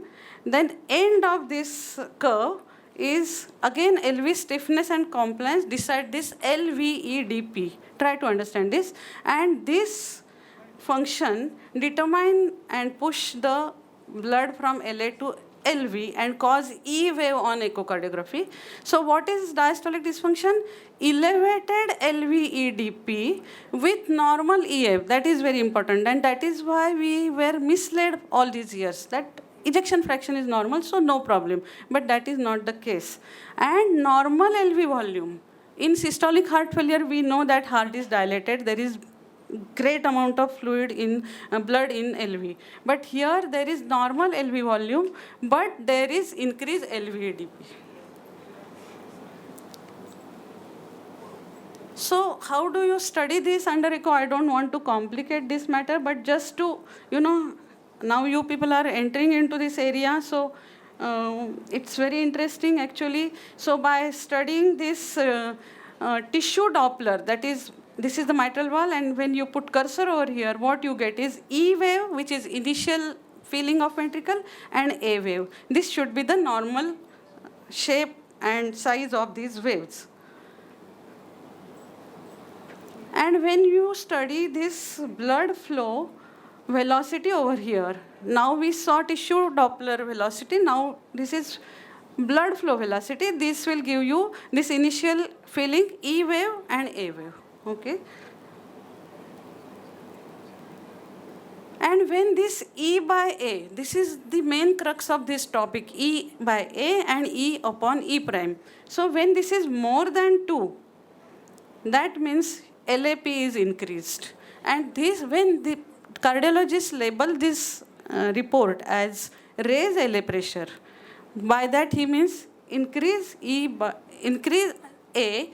as against A. That means you have to be very careful while handling such cases. So this is the golden ratio in echocardiography, E by E prime. E is blood flow velocity across mitral valve, and E prime is tissue velocity. So tissue velocity is always less, but when it is more than 14, it is raised LAP. This patient is going to give you problem. So I don't want to complicate, just these are different grades of diastolic dysfunction, 1, 2, 3, and when it is 1, there is no increase in LA pressure, or sometimes there may be some increase in LA pressure, but the problem giving areas are grade 2 and 3. So this is how you see raised LVEDP, raised LA pressure, and by that what I mean is this is compensated, which is a common thing, grade 1 diastolic dysfunction. And here you have to ask patient, do you become breathless after exercise, which you never used to be. When he says yes, that means he is certainly having some diastolic dysfunction. Okay, what is the sequelae of all these? What happens later on to the patient? That LA volume increases, pulmonary hypertension increases, RV diastolic volume overload is more, and there is increased TR velocity. Obviously, left-sided heart problem is causing effect on right side, which is a very bad sign. If you think that, if your report reads that there is hypertension with some diastolic dysfunction, this patient is going to give you lot of problem during surgery. I will not go through, this Frank-Starling's law, but only thing is just see the systolic heart failure. It is a flattened curve. So that means it accepts quite a lot of LV volume.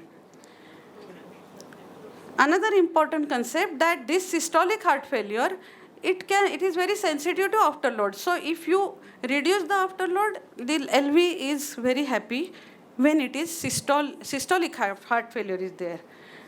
So by studying all this curve, what is most important that systolic heart failure is impaired contractility. We know that there is low stroke volume, there is progressive dilatation of LV, there is more afterload dependent situation. The moment you give little dilator, patients do well and they tolerate both pre and after load reduction.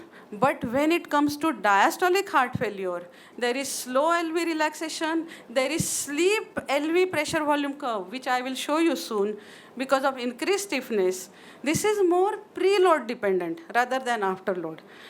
But after and preload reduction, it does help diastolic dysfunction, but the therapeutic window is very, very narrow. They can go on either side very quickly. That is the main idea behind showing you this.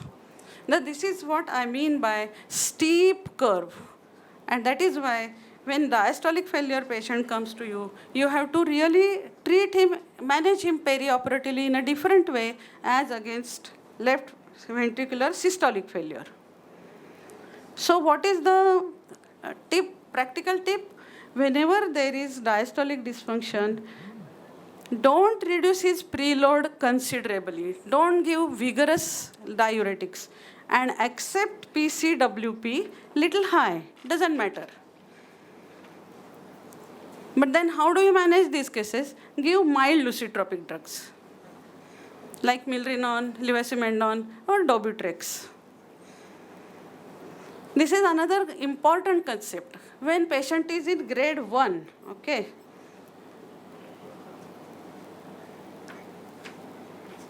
when patient is in grade 1, this situation, okay, the E is small and A is large because of increased left ventricular resistance, blood is not going, so there is lot of blood remaining into the LV. So whenever this patient is having tachycardia, you are justified in giving small doses of beta blockers, short acting, of course. But when patient is in grade 3 diastolic dysfunction, all the blood is already pushed into LV because of raised LAP. So if you, and they are having tachycardia because it is a natural phenomena to maintain adequate cardiac output. If you give beta blockers over here, patient will just, deteriorate. That is why no beta blocker in grade 3, but you can give beta blocker in grade 1. Then how do you manage this patient? You have to give preload reduction. Of course, in a very titrated way. So this is the heart of systolic failure. Look at this, dilated left ventricle and huge amount of blood in this. But as against that, this is the hypertensive patient, aortic stenosis, cardiomyopathy, all these patients, or sometimes no reason, diabetic, ischemic heart, there are many reasons. So it's hugely concentrated LV and chinky LV cavity with hardly any blood inside. So this is the systolic heart failure patient. This ejection fraction is hardly 25 to 30. The same patient with another view. And look at this. This is the diastolic heart failure with huge hypertrophy, hardly any blood over here. And the same patient in cross section, and this is the transesophageal image. So these are few, let's go rapidly through these echocardiographic image. This is E by A more than 1 is the normal phenomena. Then E less than A is grade 1 diastolic dysfunction. E by A more than 2 is raised LAB. And this is the tissue Doppler. This is normal E prime and A prime velocities. Look at this now. When you compare E and E prime, which is the golden ratio in this echocardiography regarding diastology, when it is more than 14, this patient is having tremendously increased LA pressure. He is going to give you trouble. So you have to, try to manage these patients pre-operatively rather than taking them for surgery just like that. So clinical presentation is very non-specific. You know, they are having dyspnea, pulmonary congestion, pedal edema, fatigue. They are very non-specific. So what do you do? So this is where this echocardiography help you. If it is grade 1 or even grade 2, they get only exertional dyspnea. You have to ask that patient, are you getting breathless now? As against that, these patients are breathless at rest, very easy to identify. So again, causes, as I told you, there are various causes, but the most important is hypertension. And another very important thing is, besides all these, is sleep apnea. It's a very common situation these days. Patients do complain of snoring. His wife complains of patient snoring. And these patients certainly have quite a lot diastolic dysfunction. Another important thing which has happened is now this young patient getting hypertension and diabetes, and they do have diastolic dysfunction, so it has come to 30s and 40s. I will not go through this. These are complicated formulas to label grade 1 to grade 4. But I would certainly go through certain echo reports because they are important for you. When patient is, cardiologist has written severe LV dysfunction, LVF 30%, and no diastolic dysfunction, this cannot be. This just cannot be. It has to be associated with diastolic dysfunction. You get echo done again. So he was, this was done again, and he certainly had E by E prime more than 14. He was obviously in raised LAP. This is another patient, very nicely done, grade 2 diastolic dysfunction with raised LAP. This is with LVH with pulmonary hypertension. See here now. Just we are very good in taking out mistakes, so you start doing this. So when he is writing that left ventricular hypertrophy, okay, severe tricuspid regurgitation, severe pulmonary hypertension, and mildly dilated right heart. So it has come to right side, but he has not mentioned diastolic dysfunction. This is not on. You get it again, clarified from the concerned person. This is another patient with ischemic heart disease, raised LAP. Another important thing is this U-shape distribution of these different parameters. So very healthy, normal young adult can have E by A more than 2. So don't label them as diastolic dysfunction because severely bad heart also exhibit E by A more than 2, and normal person also exhibit. Then how do you manage this? You have to do tissue Doppler. Okay, this is normal young healthy heart with E by A more than 2, same thing.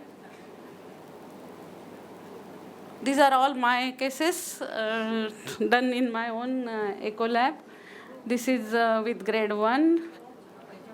This is with another lady with LVH. This is very important. This is nowadays HOCM, hypertrophic obstructive cardiomyopathy, is the big topic, and it's very common. And I saw this young girl, first time in my 35 years of practice, young girl with this type of hypertrophy, and look at her heart at this age. Again, same thing, same thing, same thing. So this is another case where this ratio is very important. You ask your cardiologist, what is E by E prime? He will be, Another important, whenever they show some TR velocity or pulmonary hypertension, you should be guarded. Okay, this is, so experience and modernity, this should be combined, and one should go ahead with this and then manage the cases. By that, what I mean is, all these years we had experience of handling these cases, but certainly it is a very difficult to grade these patients with lot of complicated formulas. So now, with good machines and good vendors, LS strain has come, which patients will come to you now with LS strain values. So this is affected right from the beginning. So this LA strain, if LA strain is abnormal, look at this, LA reservoir is abnormal, that means he is having raised LAP.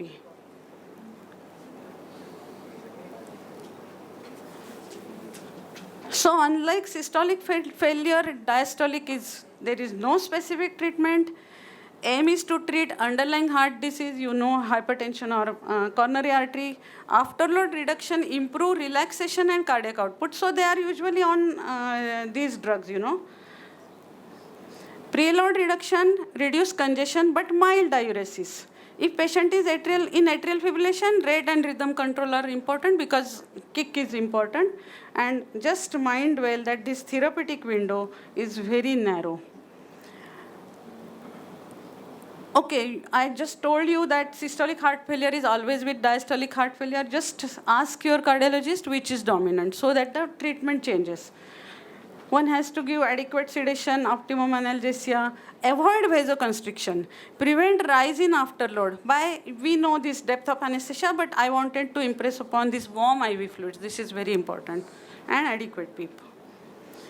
Grade 1, I told you that you can manage with judicious increase in preload, and grade 3, reduce preload with diuresis, mild diuresis. Severe diuresis is harmful.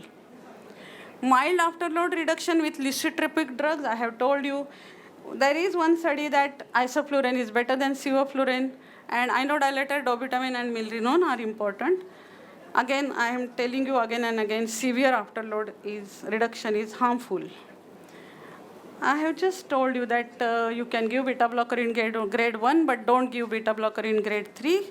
And atrial fibrillation, you have to manage with rate and rhythm control. And this is also very important that diuresis decrease preload, decrease afterload by decreasing LV radius, and IPPR does decrease afterload. But when you give PEEP, you have to be little careful because sometimes it can push that patient from grade 1 to 2 to 3. So it is an important consideration during perioperative period. Echo provides a snapshot of DD to guide management. Narrow therapeutic window renders DD treatment challenging. And I just took this from yesterday's slogan, transform the pace of your practice through simply smart ultrasound. So make use of your echo reports. Thank you. Thank you, Sanjeevani. With a good pathophysiology and diagnostics for TE, but most of us will not be available TE. We'll need expert like you did. I would like to have some clinical perspective. See, this diastolic dysfunction was unheard of till a decade back.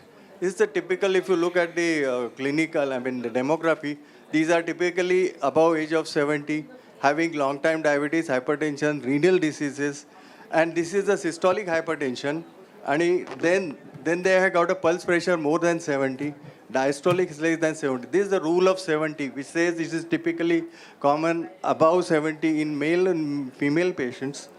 Then there is a diastolic pressure less than 70, pulse pressure more than 70, and heart rate above 70. The rule of 70, they have high suspicion about. I would like to ask, is it in this type of patient will be presented with intolerance, exercise intolerance, or the fatigue, ankle edema? And if you look at the ECG, you'll state the LV strain, LV hypertrophy, LA pressure dilated, and the ischemic changes into this. Now, these are the ones which will end up with echo, as you say, but the deceptive factor is the ejection fraction is normal. And most of the things we get carried out by DX. But as he rightly said, you have to look for the LA and LV, those dimensions and these pressures. So once you are suspect and if you are growing, increasing less tolerance for the exercise, you must ask, would you advise BNP for this patient if you have a high suspicion for the BNP more than... Yes, it does help. See, we must have a high suspicion index for these type of patients because this is a very deceptive type of dysfunction and we don't realize. And the small things like anemia, shivering, then stimulation because of pain, they may take into tachycardia and go deteriorate very fast. Very small practical point of view, it will be very easy if you are able to deal with these patients. If you have high BNP more than that, you must be suspected about that. and NTG and phenylephrine ready for these patients if you're major. And if it is a really major case, arterial line and central line and all that. So these is very these today's both topics are are recent. Next topic is also intractable or refractory blood pressure. These are not seen in my practice or Dr. Sale will be. They are seen in last decade. And this is because the changing demography of the patients we are looking. Diabetes, obesity is another thing. They get sudden weight gain. So if you are getting into this type of scenario, one should suspect of gastric dysfunction. And I agree with her. The echo reports are done by many a times technicians and signed by somebody else, and they do not correlate. So I would request all of you to have clinical and if it high suspicion index for this type of patients. Thank you very much. Thank you. Thank you, ma'am. Ma'am, I request our chairpersons to kindly felicitate Dr. Sangeeta, ma'am. Sorry, Sanjeevani, ma'am. I'm so sorry. Next speaker Acha. Please. नाही नंतर एकत्र.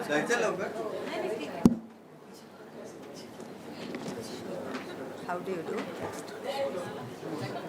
This is the next. Which one? Which one? This one? सगळ्यांनी चालले जातील सगळ्यांनी जातील. And this one? Request doctor Deepa Gane start the Right presentation. Which one is the pointer?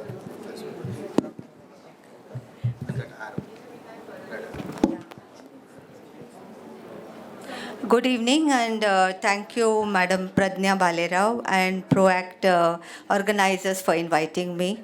And today's this topic is on actually intractable blood pressure, but I made it high blood pressure because we're talking more of cardiac for non-cardiac, I thought. So afterwards you can put in your comments. I bring you greetings from, I have to put, Rohit, 1 minute. It's not moving. Okay, this one, no? I bring you greetings from St. Medical College and KEM Hospital, and I'm speaking on high blood pressure. Is postponement the solution? परत पाठी मागे गेलं.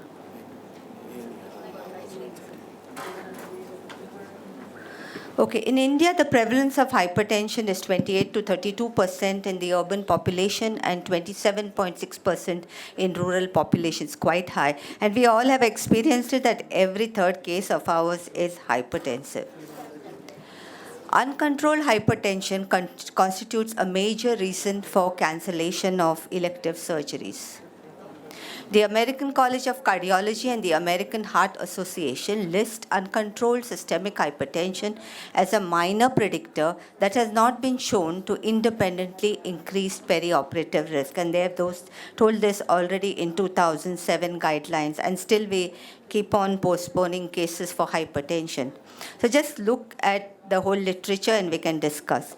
The mainstay of treatment of hypertension is antihypertensive drugs, which apart from reducing blood pressures also induce reverse remodeling of the LV. Sanjeevani madam was talking of the LV. So many of these drugs help in reverse remodeling of the LV, such as regression of LV hypertrophy, and confer long-term survival benefits. So if they can remodel, then the LV dysfunction, the diastolic dysfunction will be taken care of to some extent.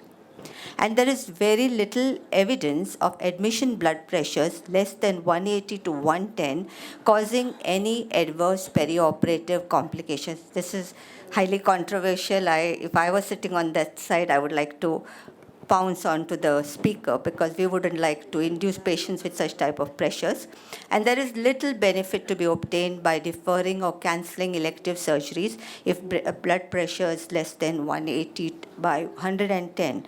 This was reported by Howell et al. In 2004. But why do we all fear to induce such type of cases? We are very protective towards our patient and we are worried about safety of patients. So the risks are big: cardiovascular events, cerebrovascular events, bleeding, mortality, and these are our fears. And earlier studies, Press Roberts and colleagues, very often we have read studies which say perioperative hemodynamic complications occur less frequently in treated than untreated hypertensive. Then why do we want patients with high blood pressures on the table? But we also know that hemodynamic fluctuations have relation to morbidity.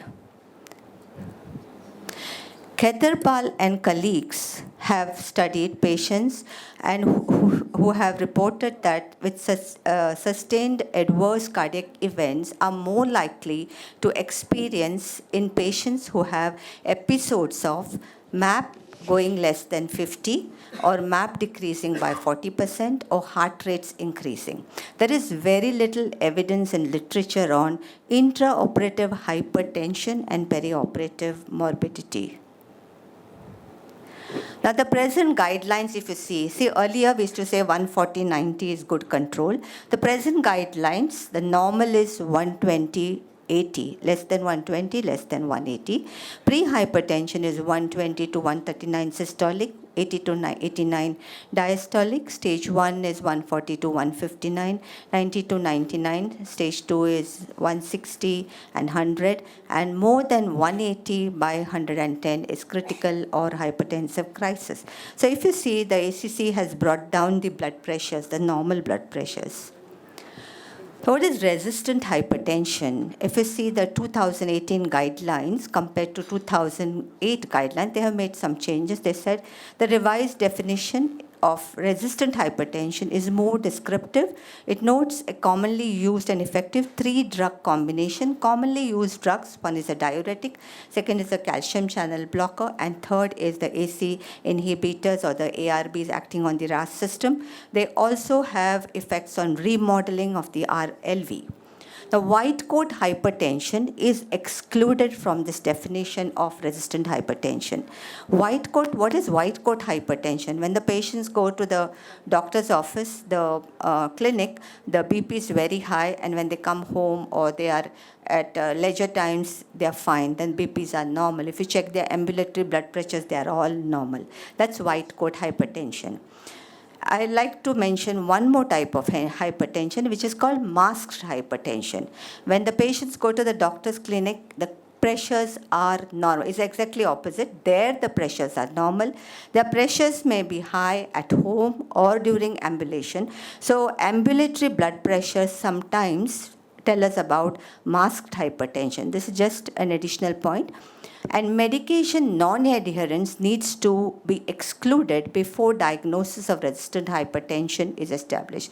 That is what I'll come to next, that is pseudo-resistance.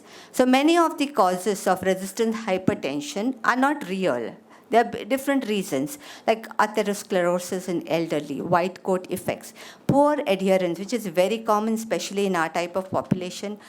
They would not take their drugs properly, or the communication is poor, or they have not understood properly, or memory issues, psychiatry issues, costs of medications. Exogenous causes like too much salt intake, food, alcohol, volume overload, or taking inadequate doses, inappropriate combinations. Many of our patients themselves decide, I don't want to take 3 drugs, I will take only 2. A lot of things happen. Physician inertias and some other additional drugs like oral contraceptives, sympathomimetics, NSAIDs, recreational drugs like cocaine, amphetamine, anabolic steroids. All these can cause high blood pressures. They are not real resistant hypertension. They come under pseudo-resistant. So the Western literature and guidelines, if you see, they are all talking about primary care and secondary care. What is controlled hypertension? BP is controlled by general practitioners or physicians at the primary care level. And what they say is, once they say the blood pressures are controlled, you please accept them. And if they come to you to the tertiary care, or they come on your OT table, and that time you find pressures 180 by 110, don't think he's a hypertensive. When the GP has told you this patient is a controlled hypertensive, please accept him with high blood pressures. Do not call him uncontrolled hypertensive. This is the message I've got from what I read and what I understood. What are the true resistances? So this obstructive sleep apnea, renal parenchymal disease, primary hyperaldosteronism, renal artery stenosis, FEO, Cushing syndrome, hyperparathyroidism, aortic coarctation, intracranial tumors, obesity, metabolic syndrome, CKD. All this comes under true resistance. These are your high-risk group of patients. Elderly patients, sometimes you find pressures 180, 190 and coming for surgery. And particularly if the patient does not have evidence of end organ damage, that is the heart, the brain, the kidney, then these values to be considered as normal range for elderly due to normal physiological changes that have occurred. Now, when the patient comes for a pre-operative visit, these are the questions you should ask. Is the patient known to be hypertensive on previous occasion? Are they on antihypertensive medications and which drugs? Does the patient have a treatable cause for their hypertension? Does the patient have white coat hypertension? And does the blood pressure control need alteration before surgery? You have to answer these questions before you say no to a case. Now, I'll give you a case scenario. 75-year-old male, posted this happened last week in my OT, came with a fracture femur shaft. The cardioscope showed a heart rate of 105. The rhythm was normal. The blood pressure was 200 by 110, not a known hypertensive. ECG echo normal, serum creatinine normal. So my fellow comes running and says, ma'am, we can't do this case. We have to take him out. How many of you would like to postpone this case? How many want to postpone? Nobody. Very good. Because we have all consultants here. And they have seen this time and again.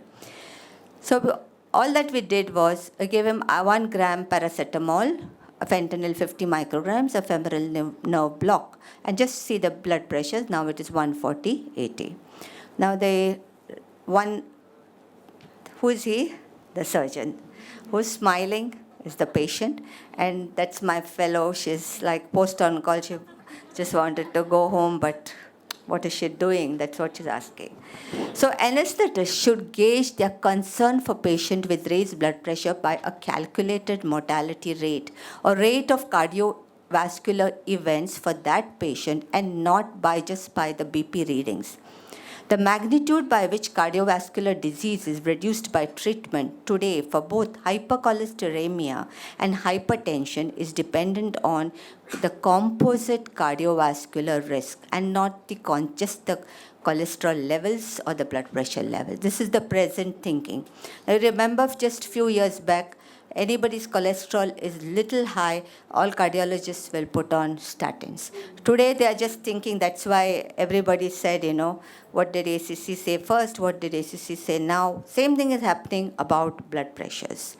So hypertension is the very common reason for cancelling or postponing surgery.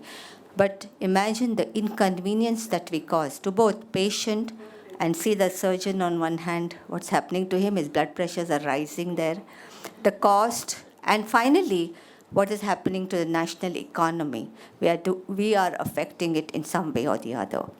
So when you have a hypertensive, look at everything else. What were the risk factors in these patients? Dyslipidemia, diabetes, obesity, peripheral artery disease, they come under the high risk. They need good control.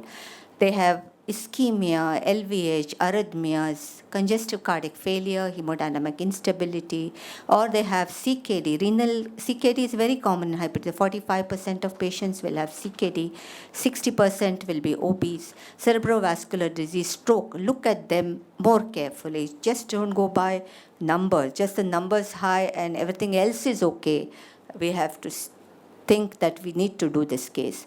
Now, the earlier studies about hypertension was like that hypertension alone was a major hazard for anesthesia. I remember I saw 200 by 110 pressures. Even I would have said, just take him out, please. Let him be controlled and brought back. But it's not the same scenario today. Now, Press Roberts and all, you heard this all the time, that untreated hypertensive had markedly higher rate of arrhythmias during anesthesia and of postoperative myocardial ischemia compared to treated patients. Even Goldman et al. Have shown similar results. The Oxford group found that resistant hypertension is a major determinant factor for perioperative silent myocardial ischemia. The impact of isolated systolic hypertension on operative risk is less clear. There's no benefit from initiating new therapy in the perioperative period to achieve normal BP values. You remember some years back, we gave a metoprolol in the morning of the surgery. I remember all spine cases, we used to say give metoprolol in the morning. But that effect is out now. In another study, Wexler et al., this was in cardiac cases, hypertensives, means patients with blood pressures like diastolic high, about 110, but they didn't have any ischemia, arrhythmia. They would have just put nifedipine in one group, another group they have just canceled surgeries, and they found there is no statistical significant difference. But mind you, they didn't have any other IHD or arrhythmias, and that is why it was okay. So important is target organ damage. You look at target organ damage and make a decision whether you want to go ahead with the surgery.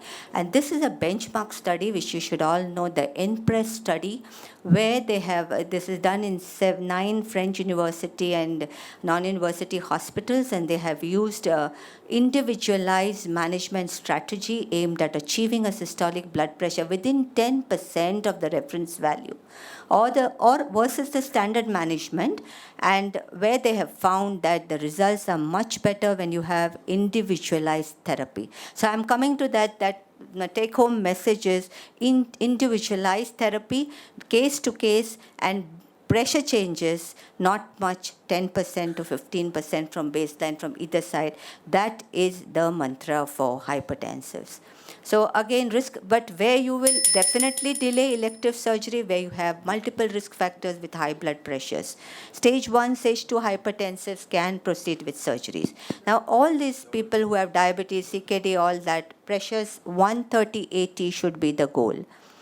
POISE study, you remember the POISE study where they gave beta blocker and then it went out of vogue because of the stroke, which was seen more than the perioperative good results. So acute BP control is not, and another point, acute BP control is not desirable. Even if you want to control blood pressure, they should be little slow. That is, it is advised to reduce BP by 20% from baseline before induction with vasodilator, short-acting drugs, NTG, esmolol. This all you know, which are the drugs to be now to be continued, which to be stopped. Now, AC inhibitors and ARBs, we always said to stop as per guidelines, but newer literature is questioning this, especially when AC inhibitors and ARBs are used for hypertension. So when the patient is on AC inhibitor, see why it is used. If it is for hypertension, the present literature is for continuing. If it was used for some other reason, failure or something, there you stop, it's okay. So we know from literature that AC inhibitors, if continued, can cause hypotension in the perioperative period. But when used for hypertension, the newer studies are saying you may continue with them. Now, this standard anesthesia, all of you are senior anesthetists, I don't have to tell all this. What all you have to do to take care of the patient of hypertension. Only one slide I like to tell. The target map is important. Like they have given very nicely, cardiac surgery, on pump, off pump, carotid and drug. What should be the maps? The target maps are important. And if you have a patient with high blood pressures, then what should be the map and how much you can allow the BP to decrease or increase. You please look at this chart. You can get it from the internet. So main thing is you see your case, whether it is the higher BP side, the lower BP side, or the middle. You can one of the three. Especially for the lower one, like patients with 90-50 BPs, you do not allow BP decrease at all, and you allow BP increase up to 10%. This type of ideas they have given. And if the BP is like in the normal range, then you allow BP change 10%, up or down, map of 65 to 95%. And if the BP is on the higher side of the patient, allow BP decrease by 20% you can allow, but allow BP increase only up to 10%. Just common sense actually. So that is important. Which category your patient is, how much you will allow up and down, that idea we should have. And these are the basic things that we do for anesthesia and all precautions that we take. Take care during emergence and extubation. And post-operatively also you can have acute post-op hypertension. The causes, stress, pain, emergence, delirium, anxiety, shivering. Take care of all these. The commonly used drugs, esmolol, and NTG are what we commonly use. Labetalol we may use in certain cases, and SNP is now hardly available. Same drugs what you will use. Just the summary of the guideline is that it ensures that patients admitted to hospital for elective surgeries are known to have pressures below 160 and 100 millimeter diastolic. In primary care, means in primary care even 160, 100, then you can go ahead with the case. Secondary care should not attempt to diagnose hypertension in patients where the primary care people are saying they are well controlled. And patients who present to preoperative assessment clinic for the first time and you're finding 180, 110 BPs, your ECG is normal, your creatinine is normal, they have no end organ problem, you can go ahead with the surgery. Thank you very much. Very practical and excellent presentation, Dr. Deepa Kane. And as you rightly pointed out, the patient need not be postponed every time. Most of these patients are preoperatively seen by a physician, given proper treatment. Even we preoperatively go and see the patient and adjust the pre-medication, sedation, etc., etc. So when the patient comes on table and you see hypertension, one shouldn't panic.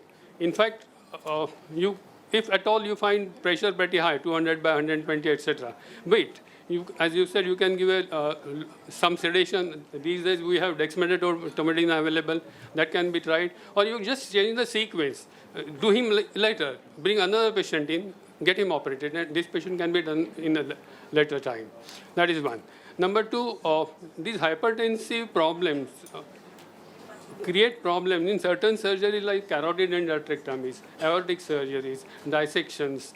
And these are the places where intraoperative and even postoperative problems because of these wild fluctuations in BP are problems. So one should be knowledgeable about the medications like nitroglycerin. Nitroprusside even is available to some extent.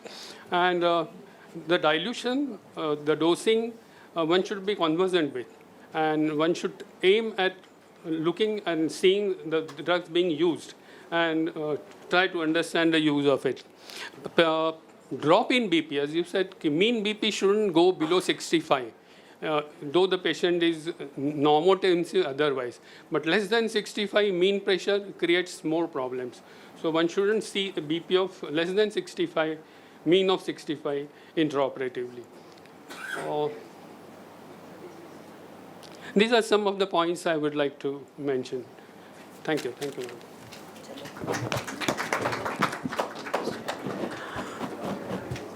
I would like to request our chairpersons to kindly felicitate Dr. Sanjeevani Inamdar ma'am and Dr. Deepa Kane ma'am.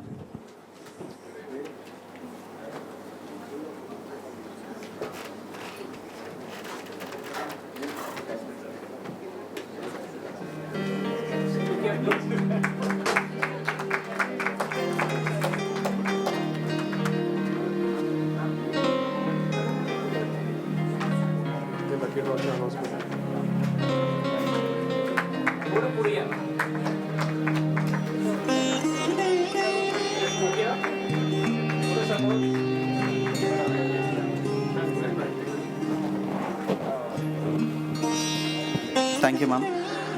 I would like to request Dr. Saroj Bande ma'am and Dr. Sandeep Gore sir to kindly come on stage and felicitate our chairpersons.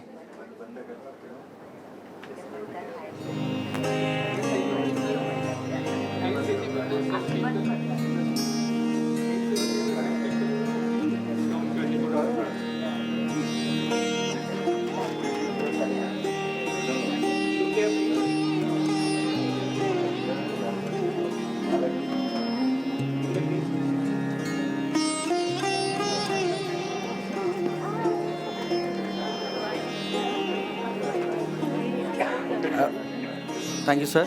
I would like to request our chairperson to kindly felicitate Dr. Sandeep Patil, sir.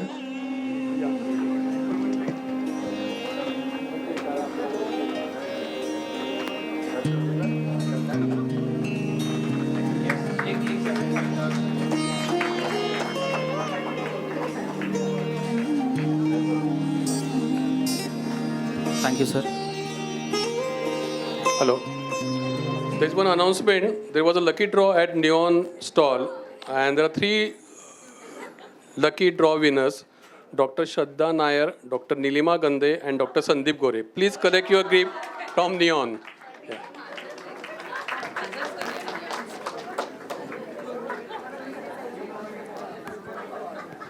Moving on to our next session, they say experience has the power to turn you into something better than you were before.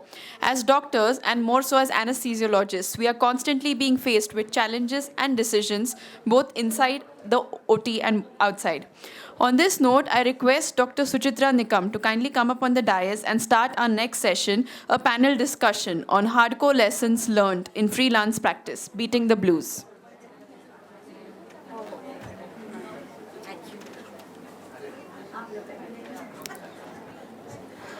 Hello, everyone. I know it's quite late, but I think some of the audience maybe they will be present in the they will be present in the hall. I guess it is for the first time in PROACT, so much of weightage has been given to the freelance session. We are grateful to the organizing committee for giving us a chance to address this august audience. To get related with the topic, hardcore lessons learned in freelance practice, beating the blues. One should know what is freelancing. I'm sure most of you know, but for those who do not, I'll explain it in brief. Freelancing forms a significant chunk of Indian anesthesia practice. The term itself is self-explanatory. Freelancers are self-employed people. They are not attached or not bound to just 1 or 2 organizations, but visit multiple nursing homes or hospitals as and when called and render their services. As you can see, or you will be seeing, the CV of a freelancer is very short and sweet because the vast, unique, and practical experience they carry cannot be accommodated in just a few lines. It is not given in any textbooks. And thank you. It is not given in any textbooks, nor it is included in our postgraduate curriculum. In the next half an hour, we will be sharing our good and bad experiences with you. Are they wisdom pearls or not? You are up to decide. I'm lucky to have with me some senior successful freelancers as my panelists, as well as my chairpersons. Also, before beginning the session, we would like to thank all our teachers and colleagues who have helped us to reach this far in our practice. I please call upon my co-panelists, and chairpersons have gone for coffee or what? Yeah.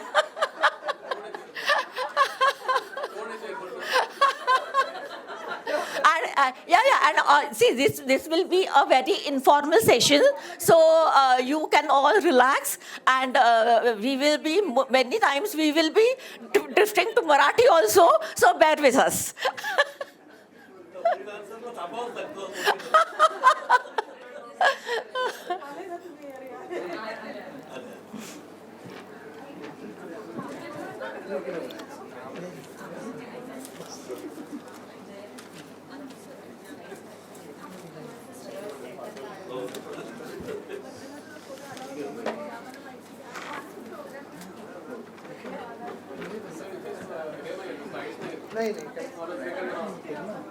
Don't you worry, this session will be going to be interesting, especially for the aspiring freelancers.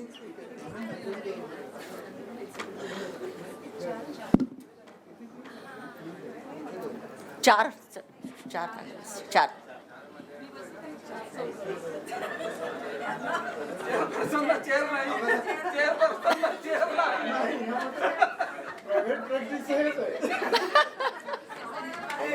Private प्रॅक्टिशनर्सना पहिली chair लागते फ्रीलान्सर्सना.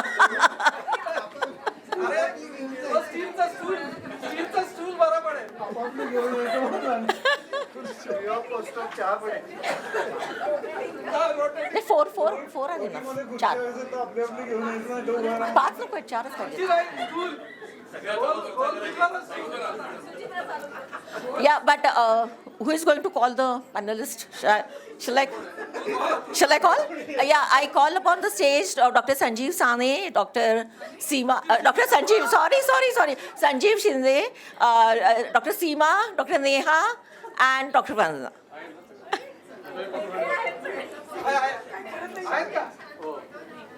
Hopefully all are there and alert.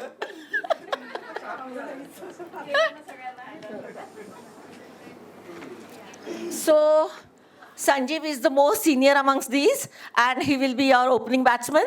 So, my first question goes to Sanjeev. See, you are in private practice since almost 3 decades. So, yeah. So, we would like to know, the most important drawback of freelancing is limited resources. So, what change you have noticed in the scenario since then, since your start of the practice and now? If you ask me, the drawbacks of freelance practice are mainly that we practice in small hospitals which are owned by a single owner, or maybe at the most 2 of them. So wherever you go, you are alone. Yeah. You are the only driver, you are the consultant, you are the staff, and you have to work alone there. So this is the biggest challenge. I will not say drawback, but it is a challenge to play all these roles.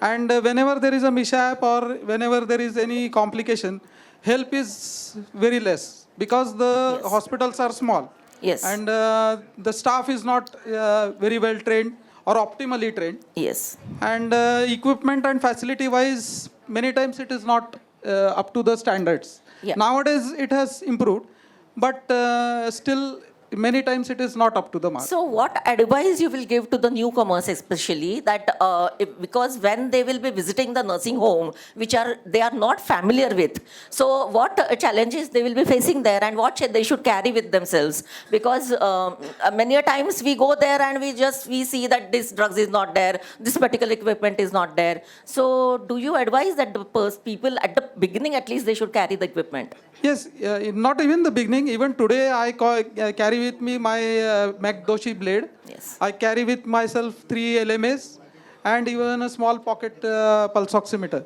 So basic things you can carry with yourself to make yourself more comfortable. Right. Not that there are no facilities there, but it is always better to use something which you know guaranteed it is going to work. Right. And if you are visiting any places, then you see that at least the basic equipments are there. If it is not there, you try to get it done. And always try to assess the patient pre-op so that when you go there, it is not a surprise. Yeah. Now, in the same line, like to ask Seema, you are working at a town place. So, are there any different? Is there any different situation over there, and what you have done to improve in that situation? Hello.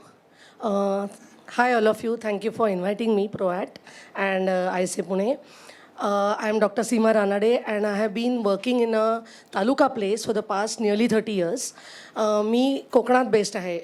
My town is Mahad, which is on the Mumbai-Goa highway. So when I started practice in 1994 in Mahad. The scenario was like this, ki Mahad's population that time was around 20,000. There were 7 to 8 working hospitals. And I was the only trained anesthetist there when I went. Tacha adi, one very senior BAMS doctor used to practice anesthesia, but he had learned how to give spinal and how to intubate and open drop ether and on spontaneous ventilation. That was the only type of anesthesia which used to be practiced at that point of time. So when I went there, I had a whole sort of forum open before me ki kai itha karu shakin. But the basic scenario in a small town is ki there is a lot of lack of infrastructure. Basic requirements of the OT are barely fulfilled, like oxygen suction. He barely astat ithe. Trained staff chi apeksha karaychi nahi. The things like pre-anesthesia checkups or proper workup of the patients or proper NBM status, vagere, that you really have to train them. Trained staff know.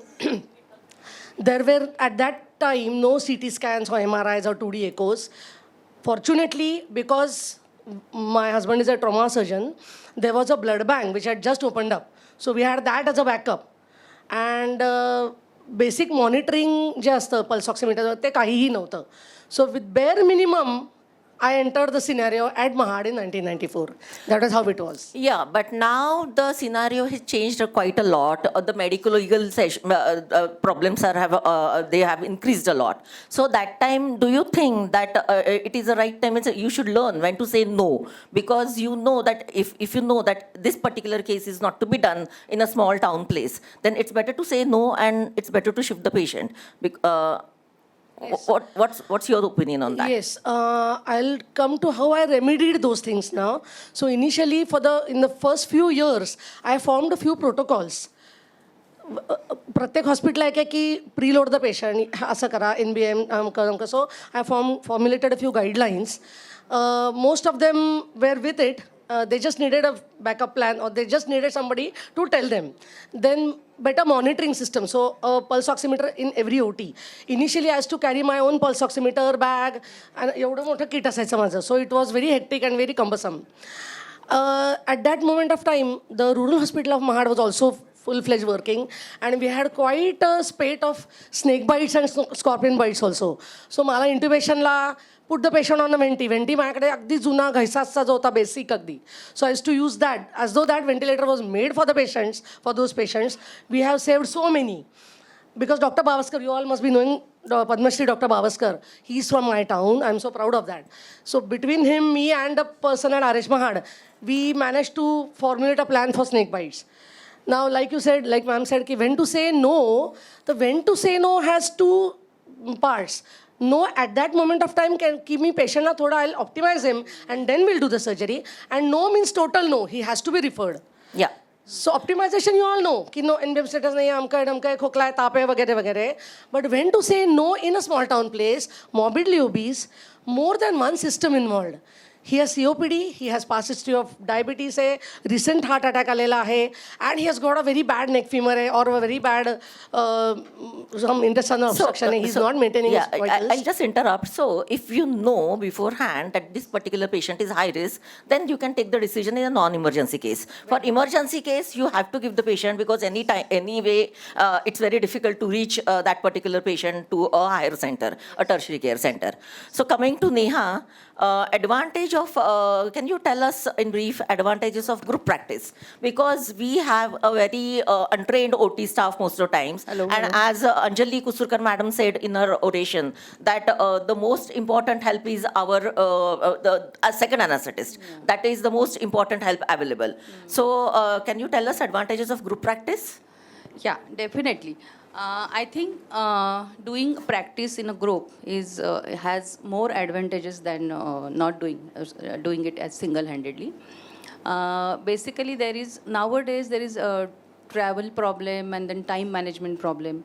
So if we do it in group, then we can share the risks also, stress also we can share. We can have different modalities of treatment, and you can think about it, you can discuss the things. Even though we can do complicated cases at private setup, if you have two of us, then these are the advantages, I think. Yeah. And disadvantages are like monetary disadvantages there. Then you can the money split is there, and some surgeons do want you only for that case, and then if you replace you with somebody, then he may not like it. Yes. And differences of opinions are also there. You want to give a regional block or epidural, and that other anesthetist is with GA, then that time these are the little actually, but I think advantages are more of group practice. Yeah, differences opinion can be sort of means there can be some unwritten rules that in spite of seniority, if I am calling a certain person, then I am the main boss, and then I'll be taking just help of that particular person. That particular person will be a B part of that particular case. That can be done, and the ego problem also we have to keep beside, because everything is for the betterment of the patient. So ego patient has to be kept aside. Then I also will like to ask you something about pre-anesthesia checkup. You both, anyone can tell. Yeah. Actually, primary goal of the pre-anesthesia checkup is to stratify the patient. We have to go through the history. There are so many steps actually. So in private practice, it's little different because we don't have the helper. So we have to train the staff, train the houseman who informs you or who is there 24 hours. You can train the houseman or the senior sister to do certain things like to take medical history, surgical history. Then in examination, the next step is examination. So medical examination, systemic, and most importantly, in anesthesia checkup, it is airway examination. So literally, I have taught at many places. I have taught the houseman and senior sister to how to examine airway.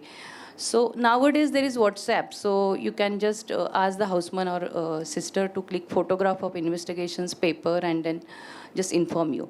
And if it is complicated, we certainly go there and then you can examine the patient by yourself.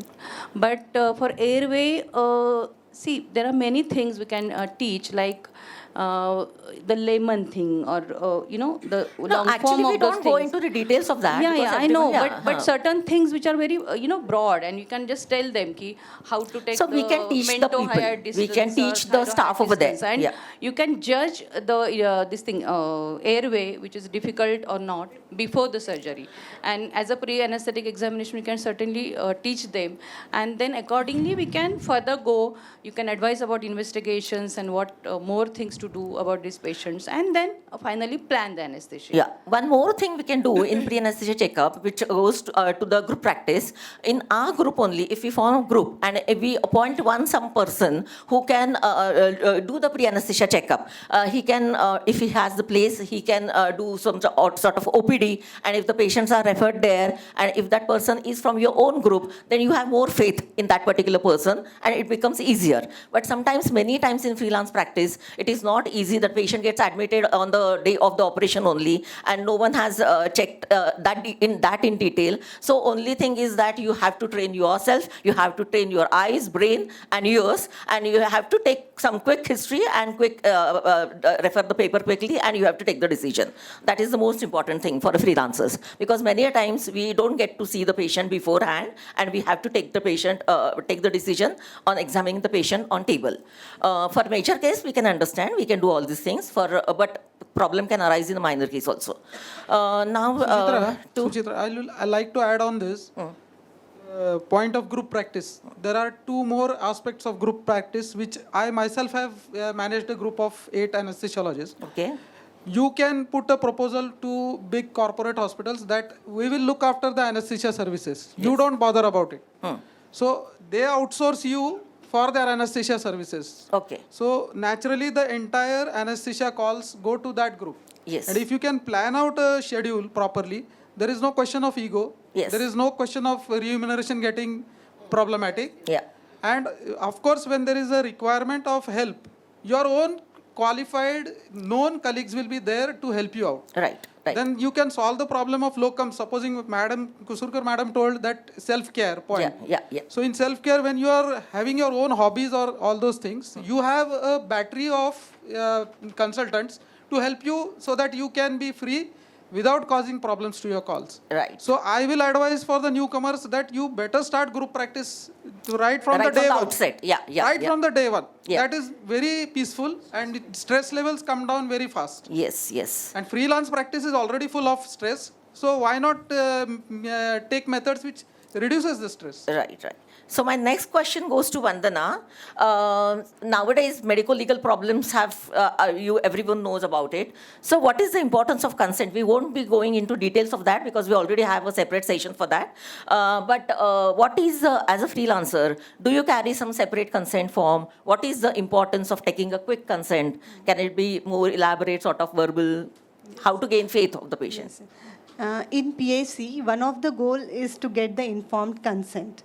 So in every major case, you should have a separate anesthesia consent, which should include the primary data of the patient, name of the surgery, type of anesthesia planned, the risk consent or risk associated with the anesthesia and the risk factors of the patient, and it should be signed by the patient relative as well as the anesthesiologist with date and time, even in the freelancing or the small setups what we have.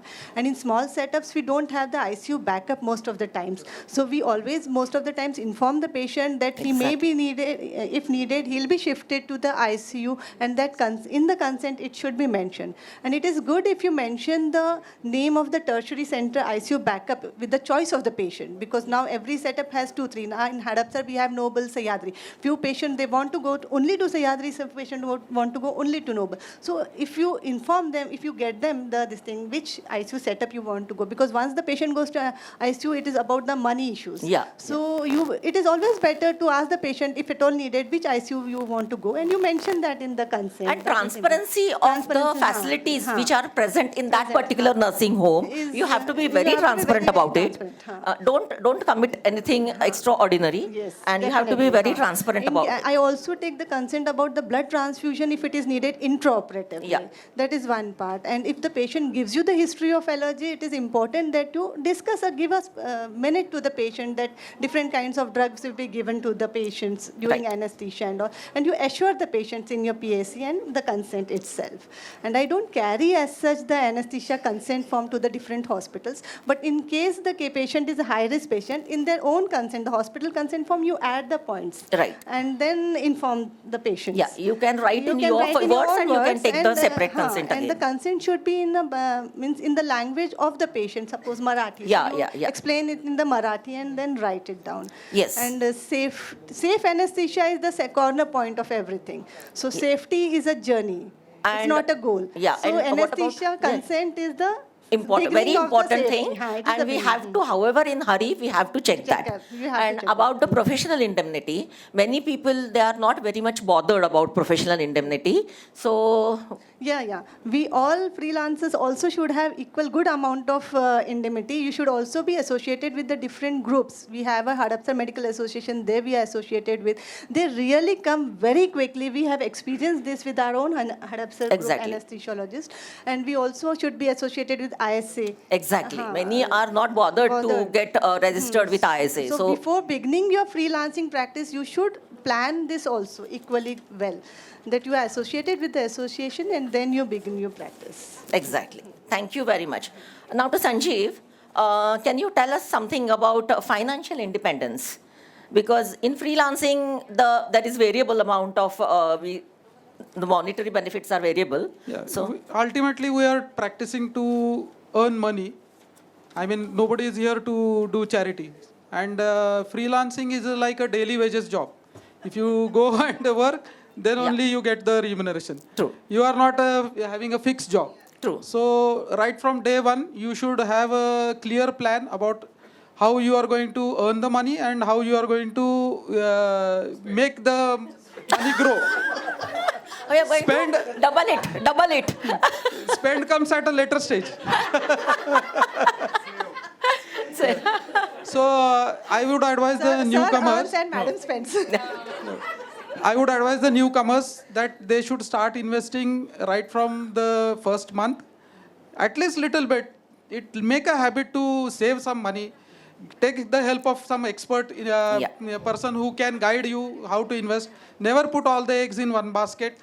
And invest also in relationships where you can get good colleagues, friends, so that they also grow with this time. And at the end of the career, what Madam said, when you are about to retire, all these things will make you more happy and you can live your 2 or 3 decades after retirement much better. Right, and freelancing gives you sufficient time. You can simultaneously invest in some other business also with some of your other friends, so that there won't be any stress that we have to earn this much for, and that there won't be any your money should make more money.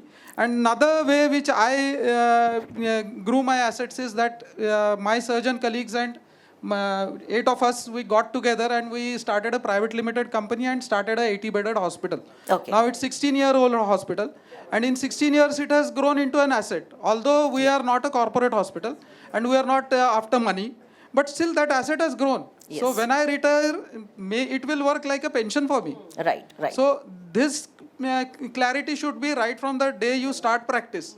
And you have to take a guidance of some expert so that you don't land up into wrong path. Right. In financial management, I would like to ask you one question. Your spouse is also an anesthesiologist, and there are many pairs in anesthesia. There were husband-wife are anesthesiologists.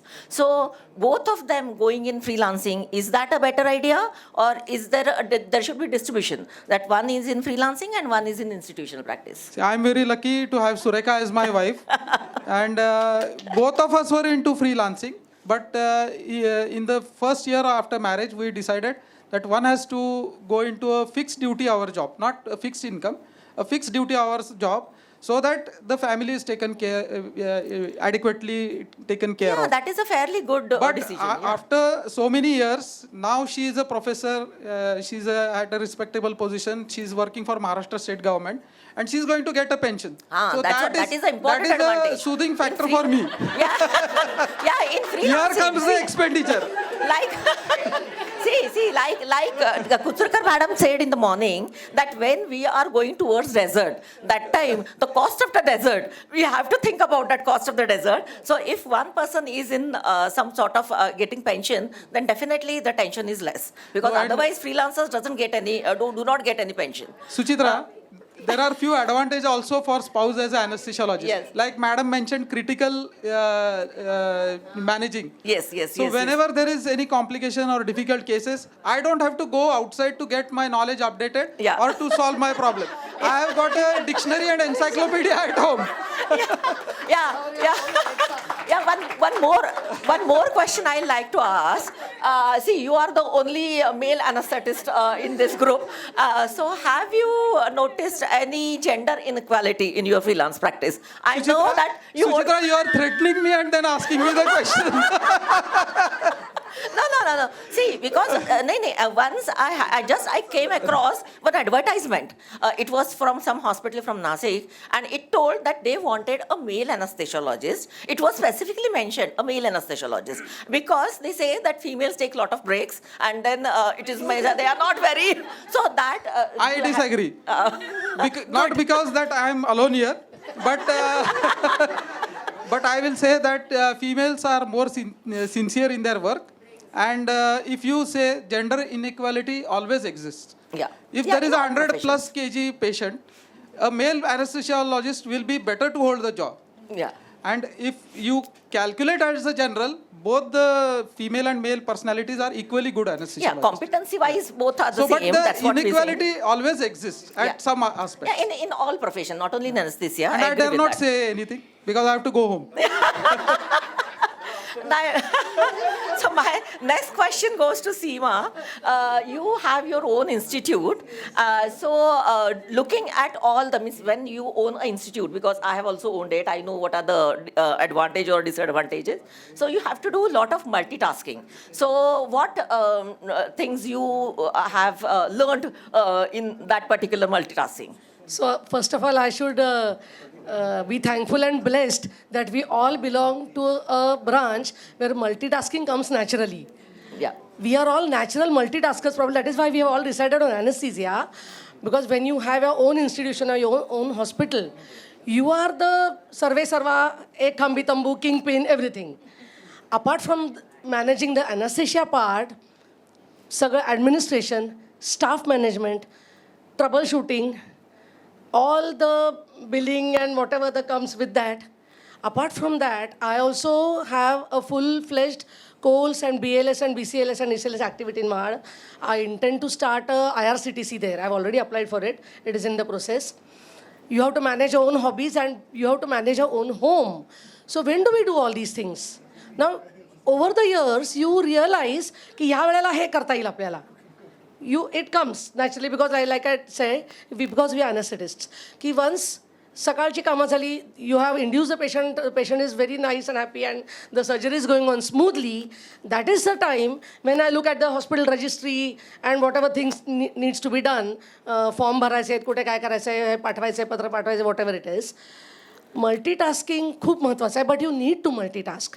Because even if you keep 100 supervisors and one person for each job, you still are at the helm of affairs. And if you don't look into the matter, it stays that way. your hospital or your institution will be somewhere 60 to 70%. It won't be numero. कारण तुमचं 100% नाही आहे त्याच्यात. तुम्ही order देताय फक्त, you are not looking into it, and that doesn't help in the long run. Even the staff, when they know की नाही मॅडम आपल्याबरोबर येत आहेत, काम करता, आमकं होतंय, that is the time when they put their 100% too. So multitasking always has to be there, and it comes naturally. Multitasking has to be there in our own institute as well as others' institute also. For example, if at all, if I go to some OT, I'm not owning that OT, if I'm doing any orthopedic case, and if at all the machine's CT is not working, the CT person doesn't come, the C-arm person doesn't come, and he's absent, then you should be knowing to show the C-arm also, because otherwise your time will be wasted. So you should be knowing some of the skills, and you should learn those skills, though you have to, you will do it, you will have to do it or not. But you can't say that this is not my work and I'm not going to do it. You have to learn those skills. Now, coming to Neha, freelancing, even anesthesia practice per se, it can give you a lot of burnout. So, what hobbies you are? What is your way of finding balance in life? And yeah, if you are doing anesthesia as a hobby, it's a different thing. But No. I disagree. So what is the advantage of that? Yeah. See, anesthesia is a profession which has continuous stress. So the worries and the negativities of our profession, they get directed towards constructive thoughts when you have hobbies. So there are many hobbies which we all are pursuing. And after COVID, we have realized that we can't give 100% everywhere. So there is definitely a limit to resources like time, money, and energy. So you have to be mentally and physically relaxed to do your job also, to increase the productivity or creativity at your workplace. So for that, you need to have some hobby. That is my personal opinion. And I have been doing this since last, I think, 10 to 12 years. I'm trekking. Every year I go to Himalaya. I have learned, thanks to Dr. Satish Phadke, that he has introduced me to field botany. So even bird watching and various things. So after you indulge into hobby, you become, as I said, mentally relaxed, so that you learn to delegate the things. You can form a team, and you can have good communication skills. You can develop many soft skills when you really think about it. And then you learn to say no. Many times the case is very complicated. So you can say no, or you can ask your colleague to help you. So you can do that. Then you love yourself. That's the main thing I have learned. So you prioritize the things, like you pay attention to your health. So you accordingly you can indulge into exercises, doing yoga, so many things you can do. You can meditate, and ultimately at workplace, the workplace productivity, they say creativity, it has been proved, it has been researched that it improves, it increases when you have hobbies other than your profession. Yes, agree with that. Because and this hobbies part, that can be all of a sudden you can say, now I will I'll just develop some hobbies. It can't be like that. From the beginning only you have to pursue, so that, like Kusurkar madam said, when we go towards desert, then you will not feel lost. You will be having some aim in your life if you develop the hobbies from the beginning. Now coming to Vandana, importance of these soft skills Neha has already told, but other skills like developing some professional skills, like being expert in peripheral nerve blocks and all, what advantage you have in your practice? See, I got engaged with Prasanna, means orthopedic surgeon, during my anesthesia posting itself. So I was with my seniors, my teachers, they all taught me orthopedic anesthesia. Most of the times I was posted in orthopedics. Yeah, same so, here. So that was, I started loving orthopedic anesthesia. Now if you give me to give anesthesia for an obese cholecystectomy patient, I'll be scared.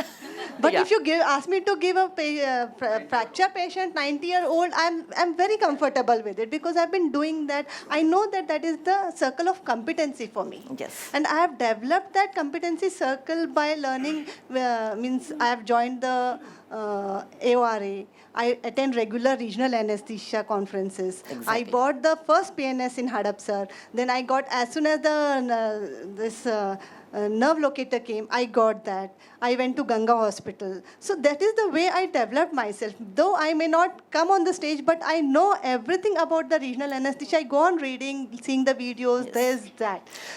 So that is the competency circle. And if everyone has a circle of competency, I would say. Everybody has a circle of developing competency. such And you have to increase that circle of competency, whatever it is. And as a methods, there may be many, then some, but principles are always few. Yeah. Definitely. So if you stick to the principles, you can develop successfully your own methods. But you try different methods, ignoring the principles, then you land in the troubles. Yeah, right. Happens. Very well said. Yeah. So I have developed with the orthopedic anesthesia, right from the child, CTV, to the geriatric patient, everything right from the spine, arthroscopies, everything I can do very, very comfortably than doing other surgical procedures. And now slowly a stage comes when you are concentrating on this thing. So we have to update, not necessarily. See, just because you are in freelancing, you should not update your skills. It's not like that. You have to attend various conferences. You have to update your skills so that your practice, quality of your practice improves. Here I like to give example of Dr. Gandhe. He's doing fiber optic intubations. Actually, he's in freelance practice, and that can be done. You can purchase from a group. You can purchase because it is a sort of requires more money. So you can purchase and then you can do any difficult intubation if you learn that skill. So that is important to learn these new skills and to update yourself in freelance practice so that ultimately it is giving a safe anesthesia, safe patient. So that is very, very important. So I think we will make it very short and we will not exceed the time. So in short, freelancing is like saying that mutual funds are subjected to market risk. So like that, freelancing is subjected to professional risk. And those who are having a high risk appetite, they only can go to it, because I'm not saying that something the institutional practitioner is inferior or freelance practice is superior. But if you are more into academics, it's better to go into institutional practice, because in freelancing you don't get that sample of size of the patients and you may not give papers and all. But you may do some unusual case and you can present a paper if you want to go if you want to learn some academics. But otherwise, if your risk appetite is more, then I will suggest. And if you want to work for limited time, so it means you are free to work. Just I'll be doing only this particular 4 hours a day. I'll be working only that much. That you can do in freelance practice. Yes. Only the disadvantage is the monetary this thing. You will get less money, but otherwise you can look after your family. There are some advantages of freelance practice. There are some advantages of the institutional practice. And if at all in your practice you think of switching over, you can always switch over. So I think with this, I have something to say. For those who young pass-outs, new pass-outs who might probably go in a small town practice or a taluka level practice, a few take-home messages is, first of all, assess the situation. If you're the only one in that area, you don't have any choice. You have to make the best out of whatever comes your way. If there's one more person with you, immediately form a team. Believe me, when you are in trouble, if it's a bad case, that only one person is going to help you, and it will make the practice much more easy and stress-free. Mahad is a known flood area. एक छोटीशी गोष्ट सांगते. एक पुराच्याच वेळेला every year floods कम. ह्या वर्षी सावित्री नदीबाईंनी आमच्यावर उपकार केले आणि पूर आला नाही. Last year it was havoc. But in one of those flood times मला आर.एच. महाडून एक कॉल फॉर LACS. आणि when there are floods, Mahad Nagarpalika sends out boats on the roads because it is impossible to walk, right?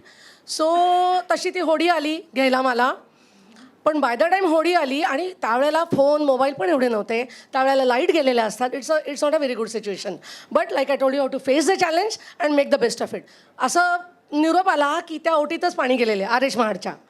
Mug next base काय केलं आम्ही, ती pregnant by आणि तो surgeon त्यांना होडीत घातलं. होडी तिकडे पाठवली आर.एचला. And the OD came to a place where the OT was available. आणि मग त्या ओटीत ते एलेस झालं, अंधारात कंदिलात वगैरे, दॅट इज ओके. बट बाळ बाळंतीण सुखरूप. And that is how that situation we face.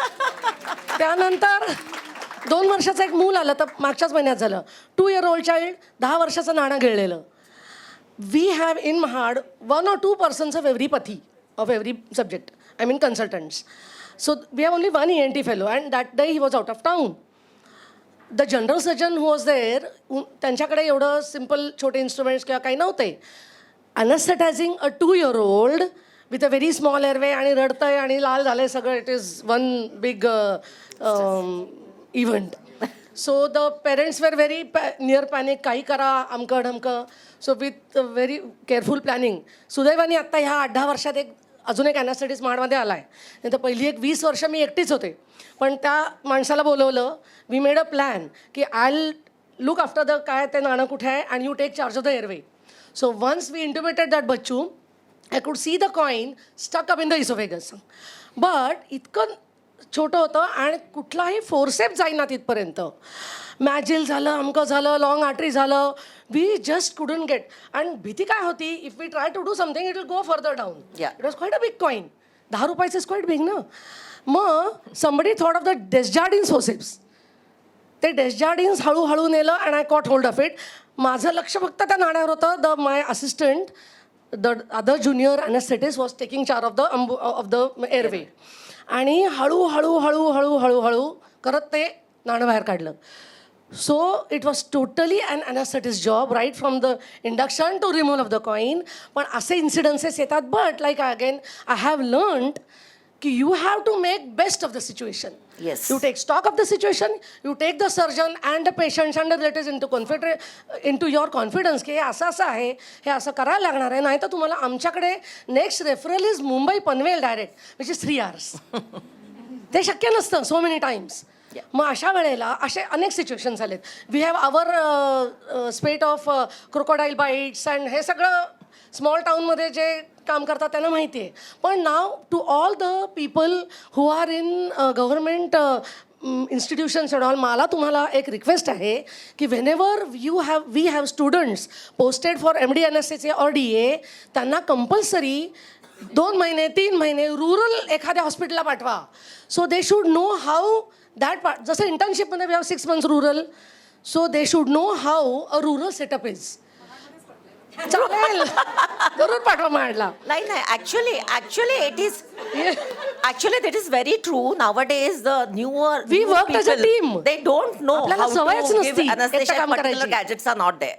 आणि अजून एक रिक्वेस्ट अशी आहे की in small towns or wherever I have applied for a USG because I work mostly with trauma and regional blocks. USGवाले काय सांगतात आम्हाला की ओनली गायनेकोलॉजिस्ट, रेडिओलॉजिस्ट आणि कार्डिओलॉजिस्टला नाव लिहिलेलं आहे त्या गॅझेटमध्ये.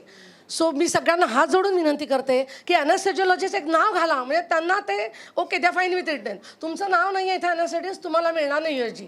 As simple as that. You do any sort of application, मी नाही PCP NDT करत वगैरे, it doesn't help in small towns. They just don't agree. हां, so I request whoever is in it, please see that the anesthetistचं नाव येईल एक, and we will be able to take a USG machine. So that is my story. Thank you so much for listening patiently. Yeah, thank you so much for patient listening, and I'll conclude that this session is over. If someone has any questions,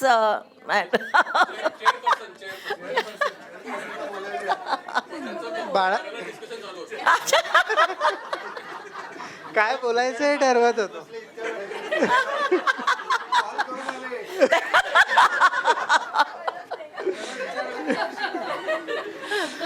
Balasaheb Deshpande sir माझे guide होते आणि ते एकदा story सांगत होते. ते 62-63 साली प्रॅक्टिसला आले, प्रायव्हेट प्रॅक्टिस फ्रीलान्स करू म्हणून, आणि ते सर्जनकडे गेले की मी ॲनेस्थेशिया करून आलो आणि आता मला कॉलला बोलवा. तर त्या सर्जननी त्याला बेसिक प्रश्न विचारला की ॲनेस्थेटिस्ट लागतो कशाला, आम्हीच ॲनेस्थेशिया देतो आणि केस करतो. मग ते म्हणले त्या लेव्हलपासून त्यांनी प्रॅक्टिस सुरू केली आहे. आणि हो, आणि एक असं हे आहे की एक विमान उडत नसतं बराच वेळ, काहीतरी काम चाललेलं असतं, तर तो माणसं अस्वस्थ होतात, नुसतंच बसवून ठेवलं आहे, काही हालचाल नाही आहे. तर ते क्रू मेंबरनं विचारतात की काय झालं, प्रॉब्लेम काय आहे. तर ते सांगतं की पायलटनी सांगितले की या विमानात काहीतरी प्रॉब्लेम आहे, पण आता उडेल थोड्या वेळात, काही काळजी करू नका. तर थोड्या वेळाने ते म्हणतात आता उडणार आहे. मग ते विचारतात काही रिपेअर केलं का, नाही आम्ही पायलट बदलला. तर तसं आम्ही ज्यावेळेस सुरू केलं त्यावेळेस मी अनफिट केलं, तर दुसरा कोणीतरी येऊन ते केस करायचं, त्याला ते माहितीच नसायचं की का अनफिट आहे किंवा काही कम्युनिकेशन नव्हतं. पण आता परिस्थिती खूप बदलली आहे. आपल्यात एकमेकांच्यात कम्युनिकेशन खूप चांगलं राहिलेलं आहे आणि अशा अनफिट केसेस करायला सर्जन पण फार काही उत्सुक नसतात. म्हणजे that is improvement over the years. Yeah, depending upon the setup, the surgeon is also not very much, all the medical legal problems, they are also not very much interested. If the patient is high risk, they only say that it's better to go to the tertiary care center. So,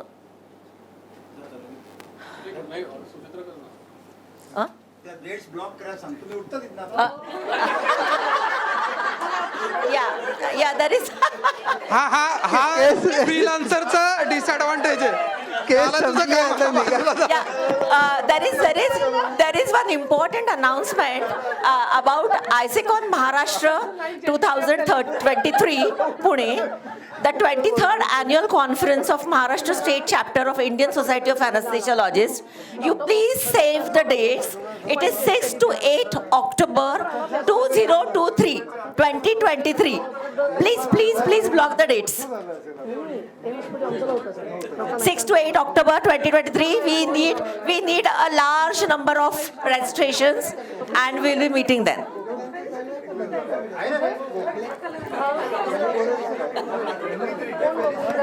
I now request the chairpersons to felicitate our speakers, Dr. Seema Ranade, Dr. Vandana Nande, Dr. Sanjeev Shinde, and Dr. Neha Kulkarni. I request you to felicitate the speakers.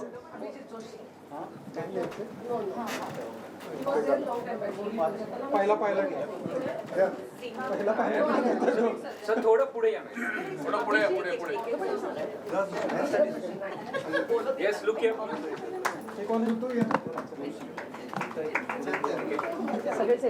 Yes sir इकडे please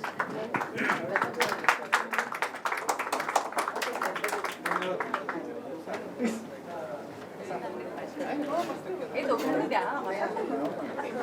हे दोघांनी पण द्या हात लावा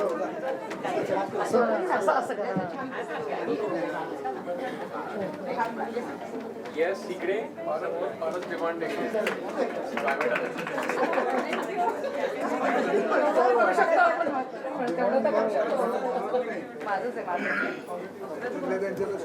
yes look here please one second Thank you. I now request Dr. Rajendra Patil and Dr. Pratibha Kane to felicitate our chairpersons, Dr. Jayant Gandhi and Dr. Shripad Gokhale.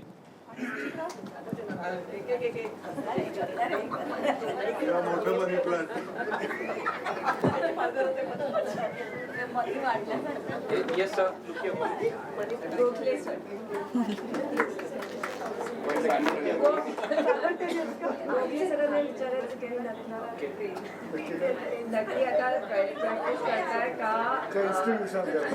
Institution so he is the hybrid person, he doni chalu. I request the chairpersons to felicitate Dr. Suchitra Nikam.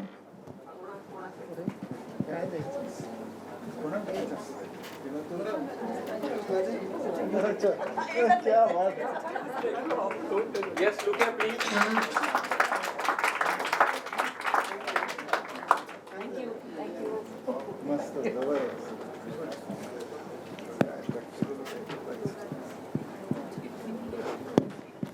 Moving on to the last session of the day.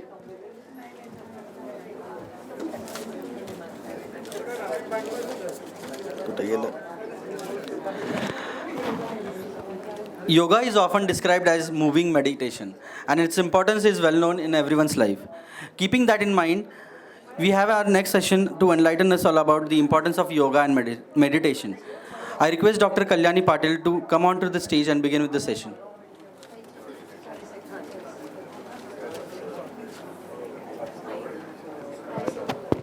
Good evening, everyone. So we come to the last session of the day, and I think it's an apt session to end an exhaustive day. So it said yoga karmasu kaushalam. That means yoga, it imparts excellence and skill to our actions. And I think skill and mindfulness are two important attributes of an anesthetist. So let's begin this pertinent session. May I welcome on stage Dr. Roshan Ranade ma'am. Ma'am is a private practitioner in Aurangabad and she's been a past president ISA Aurangabad. Ma'am, you can please proceed with the session. Thank you. I would like to call today's I'd like to call today's faculty for this day, Mrs. Aarti Vidwans. As you know, she's been teaching yoga from 2012. I myself have done MA in psychology and have looked very differently towards meditation after studying psychology. So instead of looking at meditation from a spiritual point of view, only for Shindes, it's for everybody. You look at it from mindfulness. And as all of us know that an anesthetist needs to be really mindful in an operation theater. So it will help you all in your professional capacity as well. Thank you.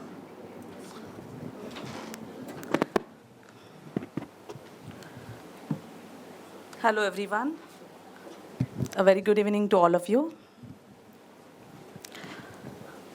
We'll begin today's session.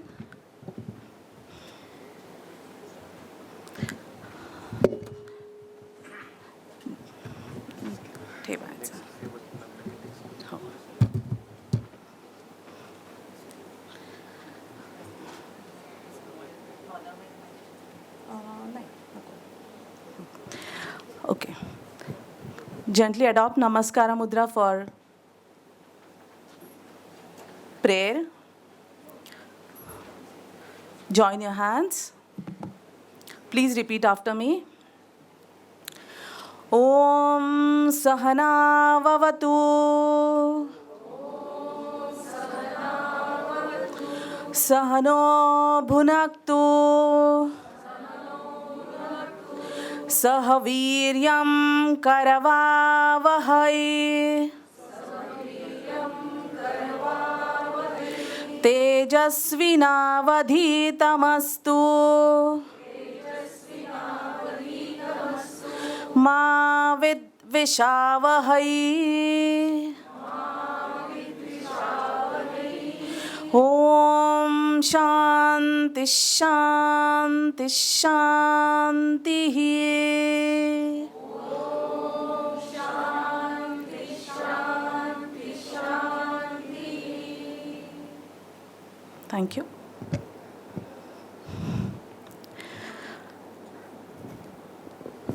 आपण योगाच्या डेफिनेशनकडे वळूयात. योगाचा root आहे use.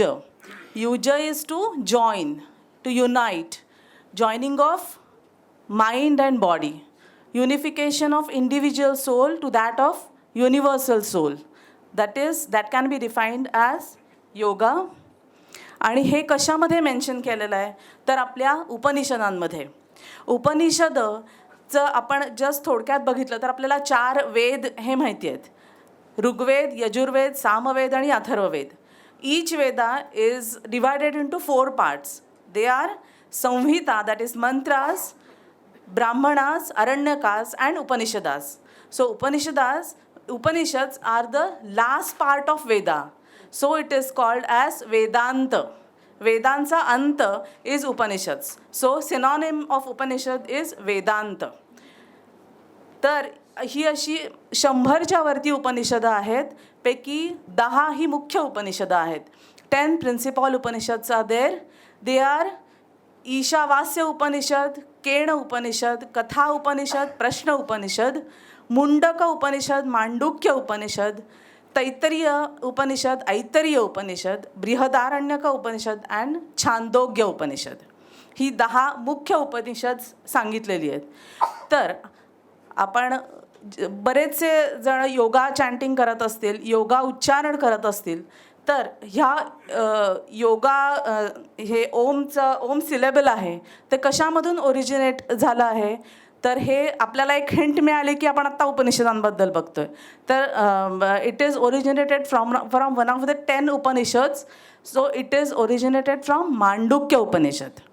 आपल्याला just एक माहिती असावी म्हणून ओम सिलेबलचं ओरिजिन सांगितलं. It is from Mandukya Upanishad and Mandukya is the smallest of all Upanishads and Brihadaranyaka is the largest of all Upanishads. तर आपण आता पंचकोशाचा विचार करणार आहोत. Yoga is based on Panchakosha therapy philosophy. आणि परत पंचकोशा ही जी फिलॉसॉफी आहे ही उपनिषदामधूनच घेतलेली आहे. ती घेतलेली आहे 7th वन तैत्तिरीय उपनिषदामधून. पंचकोशा फिलॉसॉफी आपण आता बघतोय. Annamaya Kosha, that is at the grossest level, that is our physical body. Inside Annamaya Kosha, there are energy channels. It is our energy body. Inside that, it is emotional body, that is our mind. Inside that is our intellect, that is wisdom body. And subtlest of all is Anandamaya Kosha, that is our bliss body. तर आपलं जे nature आहे ते happiness असण्याचं, happy राहण्याचं आहे. Our mind should be at peace level, blissful level. पण जर Manomaya Kosha, that is mind gets disturbed, then it affects our annamaya kosha, that it affects our physical body through pranamaya kosha. Because energy channels get disturbed. If the mind gets disturbed, energy channels get disturbed, and over the period of time, the disease or disorder manifests there in our physical body. So it is the message of Panchakosha, that is from Taittiriya Upanishad. And if the disease or disorder gets manifested in the physical body, that disease can be called as Adhija Vyadhi, psychosomatic ailment. Adhi is disturbance, Vyadhi is disorder or disease. So it is called as Adhija Vyadhi. There are 4 major reasons of any disorder: lack of diet, bad habits, stress, and lack of exercise. Bad habits, everybody knows what is good habit, what is bad habits. No need of elaboration. Lack of exercise, no exercise for mind as well as no exercise for body. And stress is of 2 types: eustress and de-stress. Eustress is positive stress. आपल्याला एखादा goal achieve करायचा असेल तर जे motivation लागतं, that is eustress. And de-stress is negative stress. Too many thoughts at a time is de-stress. And stress can be defined as response of a person to a demanding situation. Can be defined as stress. So these are the 4 major reasons of any disorder. आणि आपल्या भगवद्गीतेमध्ये lifestyle proper कशी असावी हे 6व्या अध्यायातल्या 17व्या श्लोकामध्ये सांगितलंय. युक्ताहार विहारस्य, युक्तचेष्टस्य कर्मसु, युक्तस्वप्नावबोधस्य योगो भवति दुःखः. That means a person who is balanced in his or her habits of eating, sleeping, working, and recreation can lessen all the material pains by practicing yoga. आपण डाएटबद्दल बघूयात. 3 प्रकारचे डाएट सांगितलेले आहेत: ऋतू आहार, मिताहार आणि शीताहार. ऋतू आहार is obviously seasonal diet. Seasonal fruits, vegetables, food grains should be consumed. शक्यतो फ्रोझन फूड खाणं टाळावं. मिताहार, 1/4 of the stomach should be kept empty after eating meals for proper digestion. And hitahara, the ahara, that is food which is good for us, freshly cooked home food, that is very good for our health. And the qualities that can be developed by satvika food, by eating proper food, is ayu, that is life; sattva, that is purity; bala, that is strength; arogya, that is absence of diseases or diseaselessness; sukha is happiness; and priti is unconditional love. हे आपल्या लाईफमध्ये काही गोष्टी अतिशय महत्त्वाच्या आहेत, अतिशय matter करतात. ह्या डाएट आणि सगळ्या प्रॉपर लाईफस्टाईलमुळे आपण अचीव करू शकतो. Then Next is practices for Annamaya Kosha. Just now we saw that Annamaya Kosha is our physical body.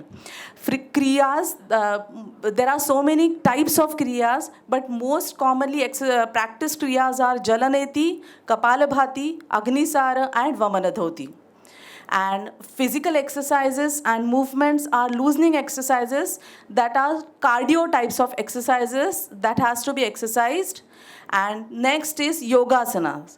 There are two types of yogasanas, dynamic yogasanas and relaxing types of yogasanas. In dynamic yogasanas, strengthening exercises come, and Surya Namaskars also will be included.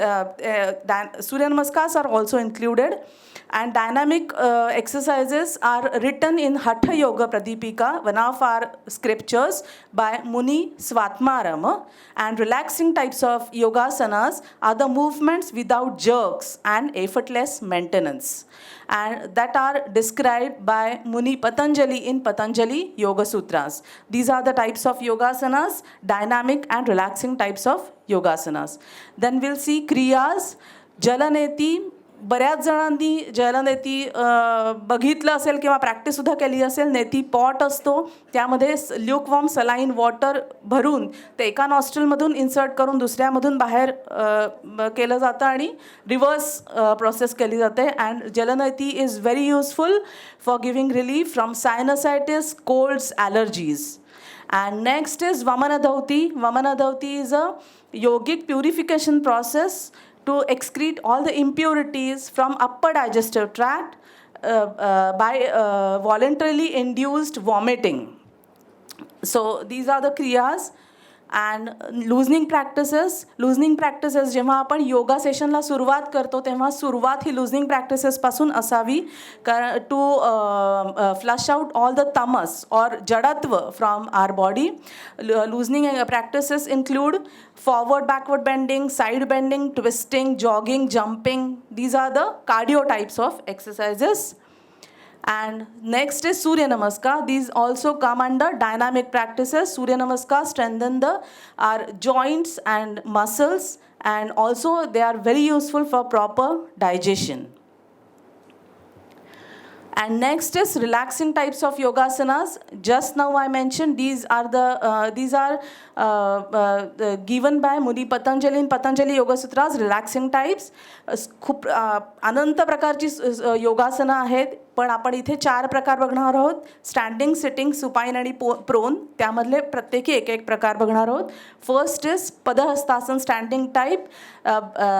The tension in the shoulder joints, neck muscles, back muscles get released, and entire blood flow is towards the brain cells.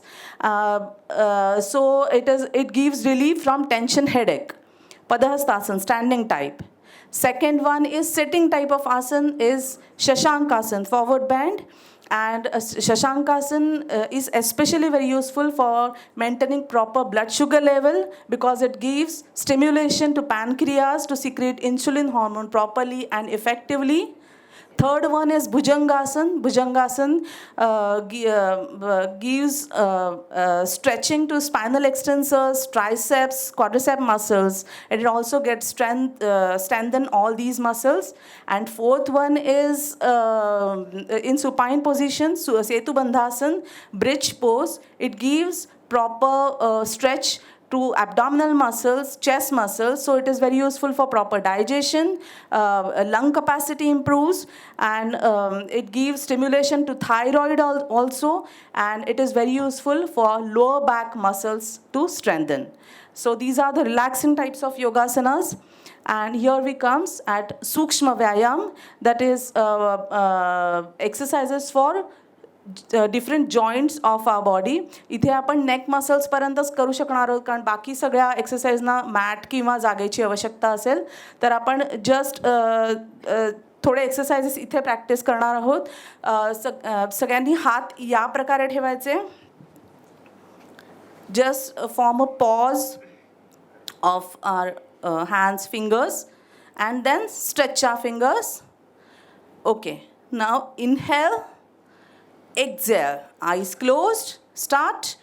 1, 2, 3, 4, 5, 6, 7, 8, 9, 10. Hands down. Next exercise. परत एकदा हात आपण ह्याच स्थितीमध्ये करणार आहोत. And we should touch our fingertips on the elevation on the palms and then stretch the fingers. Start. Inhale. Exhale. Eyes closed. 1, 2, 3, 4, 5, 6, 7, 8, 9, 10. Hands down. Next exercise. दोन्ही हाताचे अंगठे आतमध्ये, त्यावरती चारही बोटं, मूठ घट्ट मिटायची आणि स्ट्रेच करायचे fingers. Start. Inhale. Exhale. Eyes closed. 1, 2, 3, 4, 5, 6, 7, 8, 9, 10. Hands down. Next. परत एकदा हात ह्या स्थितीतच ठेवायचे आणि आता अपोजिट. चारही बोटं, त्यावरती अंगठे आणि मूठ घट्ट मिटायची आणि परत बोटं स्ट्रेच करायची. Start. Inhale. Exhale. 1, 2. Eyes closed. 3, 4, 5, 6, 7, 8, 9, 10. Hands down. Next exercise. एका हाताचा अंगठा आतमध्ये, त्यावरती चारी बोटं, दुसऱ्या हाताची चारी बोटं, त्यावरती अंगठा. आणि आपण चेंज करत जाणार आहोत. Alternately we go on changing. Start. 1, 2, 3, 4, 5, 6, 7, 8, 9 and 10. सगळ्यांना खूप छान जमलं. Okay, will do it once again. Yes. घरच्यांना हा एक्सरसाइज द्यायचा. Okay, this is very good exercise for preventing dementia and Alzheimer in later stage. This is a kind of brain gym. Yes, once again, thumb tuck in and then it is outside. Go on changing.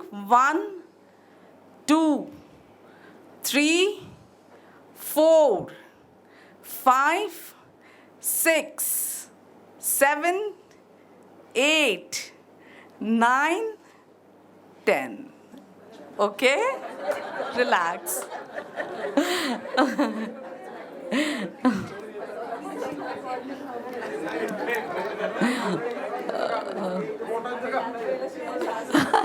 Yes, it's a kind of a brain gym. Yes. Next exercise is for our wrist joint. Okay? दोन्ही हाताच्या मुठी करायच्या. Make fists of both the hands, thumbs tuck in, both the fists towards your right side, towards your left. हात असे आणि असे नाही करायचे आपल्याला, फक्त fists for this, because this is for our wrist joints. Okay, both the fists towards your right side and then left. Eyes closed. Start. 1, 2, 3, 4, 5, 6, 7, 8, 9, 10. Hands down. हे सुद्धा कधी कधी डिफिकल्ट जातं कारण आपल्याला अपोजिट डिरेक्शनला न्यायची सवय असते. हां, ओके. नेक्स्ट इज दोन्ही हात वरती, आणि हात वरती करताना हात सैल सोडायचे कारण आपल्याला रिस्ट जॉईंट करताच आपण करतोय, त्यामुळे हात ताठ ठेवले तर प्रॉपरली आपण जास्त मेंटेन नाही करू शकणार. So keep it loose. Okay, now fist rotation, wrist rotation. Start. 1, 2, 3, 4, 5, 6, 7, 8, 9, 10. And reverse. 1, 2, 3, 4. Eyes closed. 5, 6, 7, 8, 9, and 10. Hands down. Okay. Then next exercise is for our elbow joints. दोन्ही हात आपण ह्या प्रकारे ठेवणार आहोत समोर आणि दोन्ही हात खांद्यावर ठेवायचे. Okay, start. Inhale, exhale. 1, 2, eyes closed. 3, 4, 5, 6, 7, 8, 9 and 10. Hands down. Next दोन्ही हात परत खांद्यावरच ठेवायचे आणि आपण हात वरती नेणार आहोत, पण ऑल्टरनेटली नेणार आहोत. ठीक आहे. First right hand, then left hand, go on alternately. Start.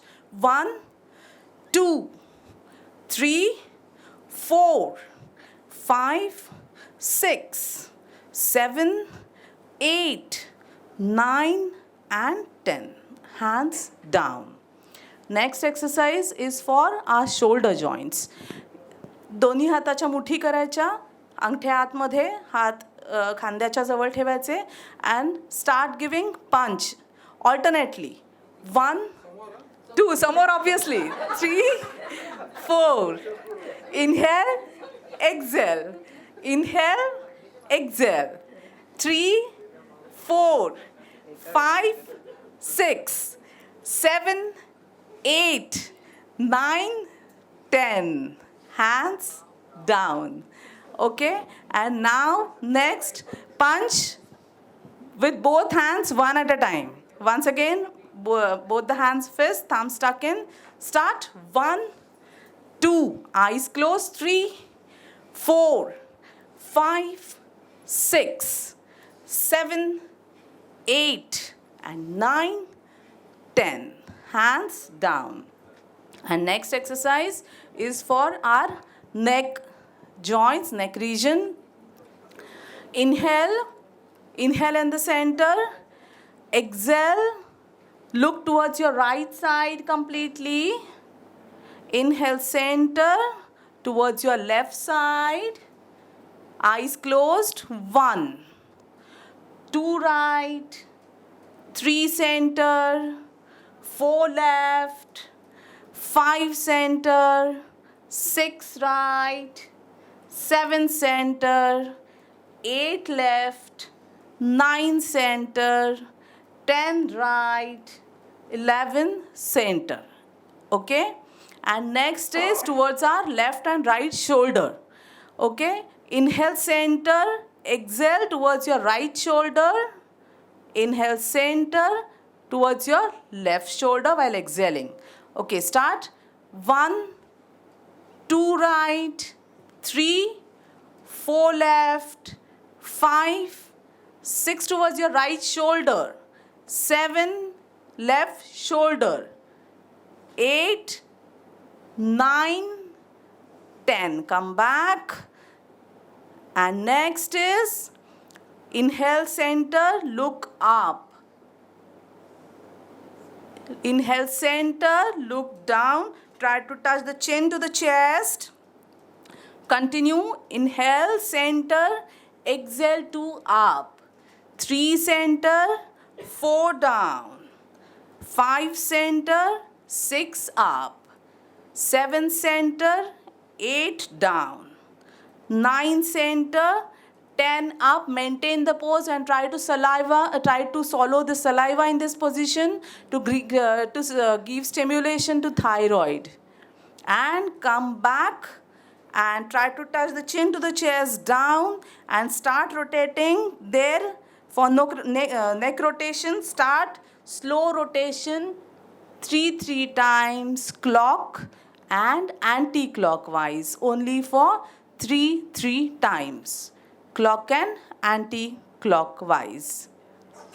3 वेळेला रोटेशन झाल्यावरती थांबूयात. Gently stop the practice.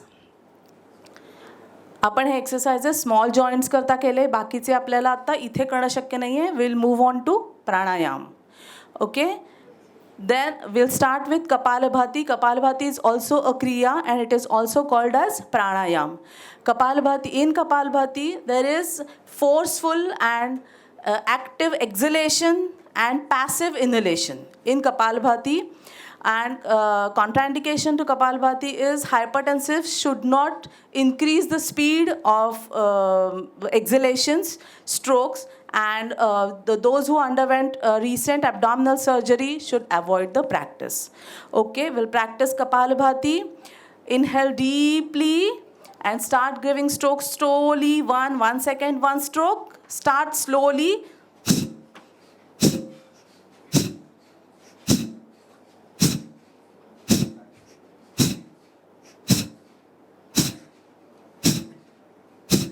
Slowly increase the speed, gradually increase the speed.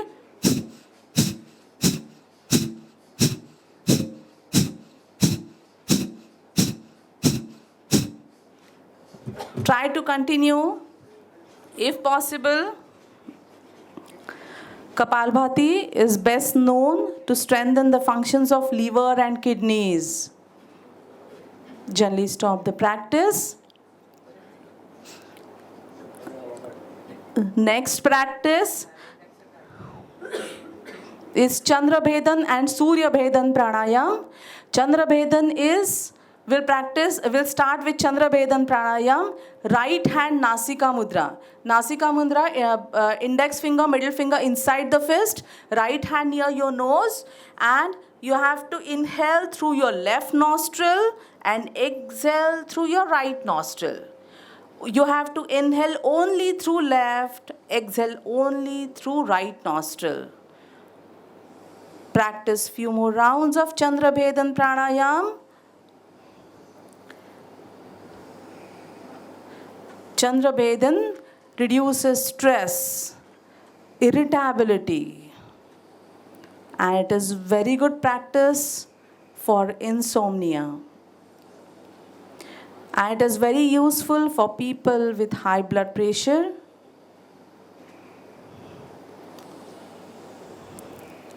And we'll move to Surya Bhedan practice. Now inhale through right nostril, exhale through left. Inhale only through right, exhale only through left. Surya Bhedan, a regular practice of Surya Bhedan, maintains cardiovascular health.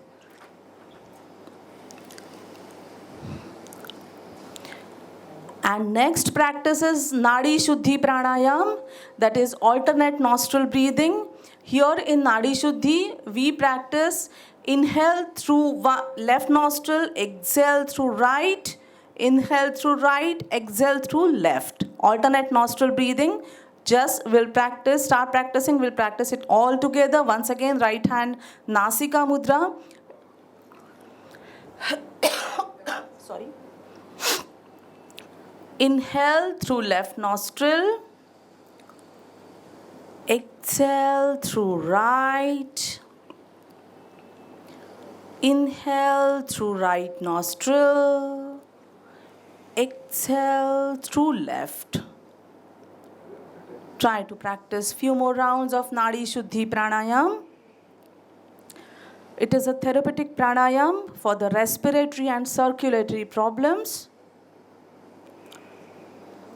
And Nadi Shuddhi balances the left and right brain hemispheres related to the logical and emotional aspects, respectively.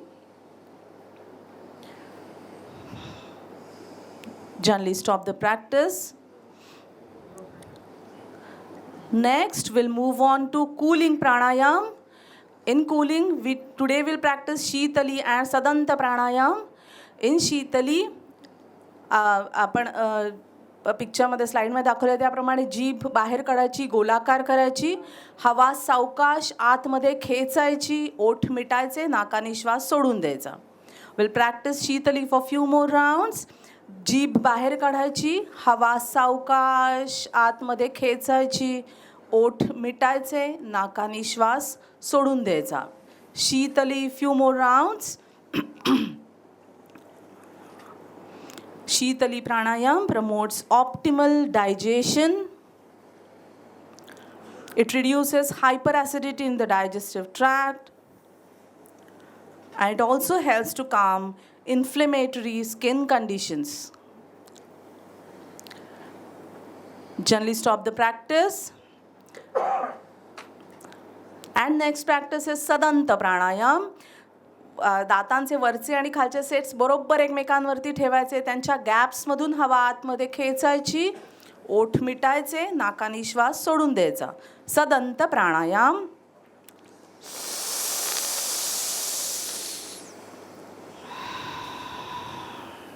Practice few more rounds.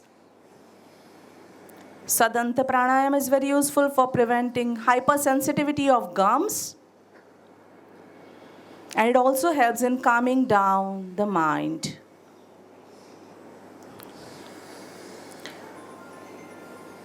Gently stop the practice, feel the cooling effect.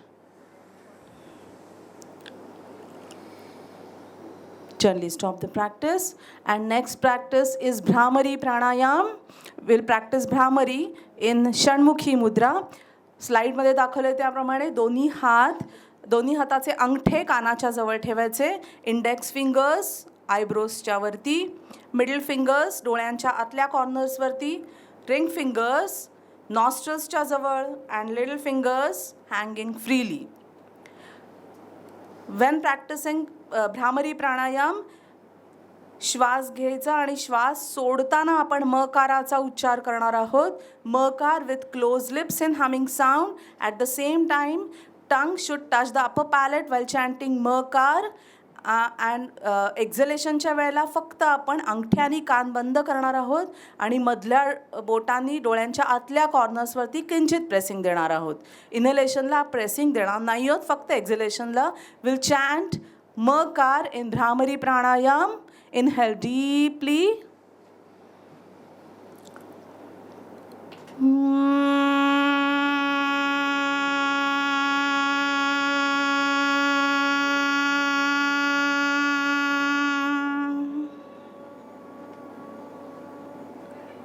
Practice few more rounds. Inhale deeply.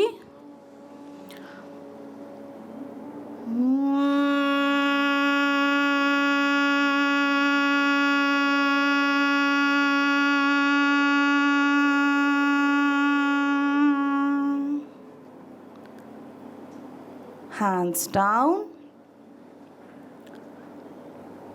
Keep your eyes closed. We'll practice Omkara chanting 3 rounds. Both the hands in Chinna Mudra. Chinna Mudra joining of index finger and thumb. Sit straight. Eyes are closed. While chanting Omkar, we'll focus on our navel, throat and head region while chanting U and Ma. Omkar chanting करताना श्वास घेतल्यावर 1-2 सेकंदाचा pause घ्यायचा. ओंकाराचा उच्चार पूर्ण करायचा आणि परत एक पॉज घ्यायचा आणि मगच पुढचा श्वास घ्यायचा पुढच्या ओंकाराकरता. That is called as antar and bahya kumbhak. Okay, will start with first Omkar. Will chant 9 rounds of Omkar slowly, rhythmically, all together. Inhale deeply.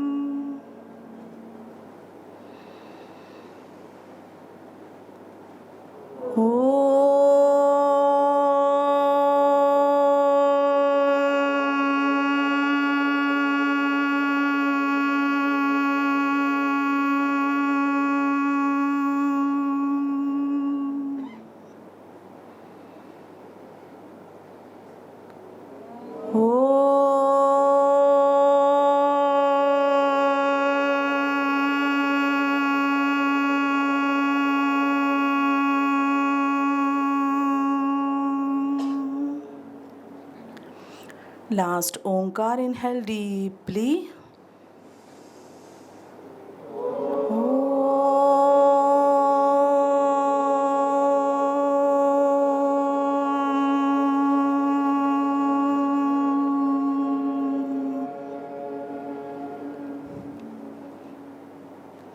Keep your eyes closed. Try to enjoy the beautiful vibrations of Om throughout your body. Try to feel the resonant waves coming up and spreading throughout the body and diffusing into silence.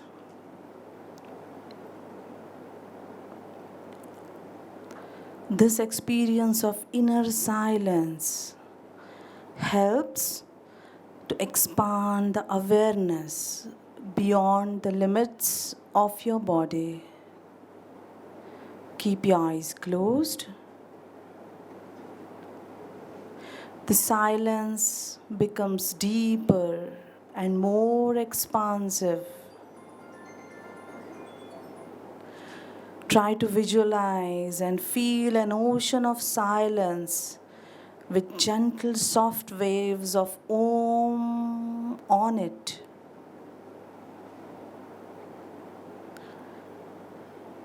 Try to merge into that complete silence. This inner silence is the ultimate source of creativity, knowledge, and bliss. Try to remain in this state for a while. In this calm state of mind, be sure to offer a sense of gratitude towards all your dear ones on the lines of I am and will always be grateful to my parents. Try to visualize the images. Your parents, teachers, all family members, relatives, friends, and colleagues. Try to feel complete quietness of mind. Try to enjoy smoothness of your breath.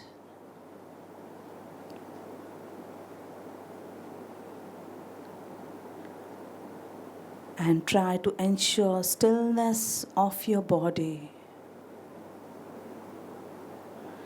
Bring this deep stillness and silence with you and gently move your fingers, toes,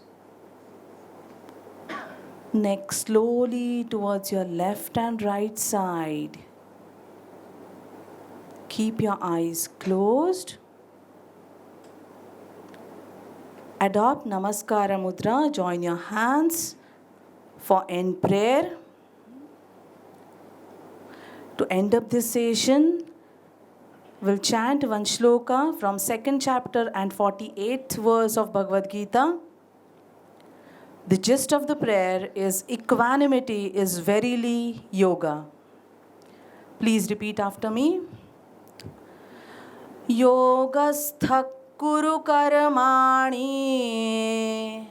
yogasthak kuru karmani, sangam tyaktva dhananjaya, sangam tyaktva dhananjaya, siddha siddhyo samo bhutva, siddha siddhyo samo bhutva, samatvam yoga uchyate, samatvam yoga uchyate.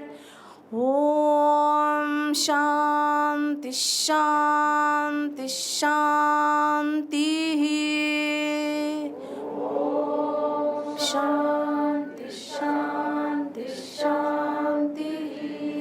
Gently rub your palms. Place the palms on your eyes. Feel the warmth of your palms to your eyes and to your entire body. Gently remove the palms from your eyes and with few blinks open your eyes. Hari Om. Thank you for the patient hearing. Thanks a lot.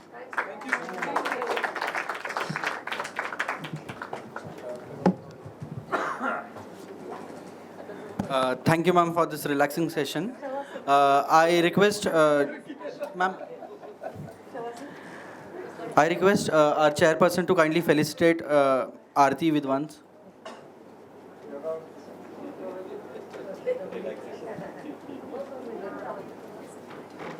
Ma'am, look here, please. Ma'am.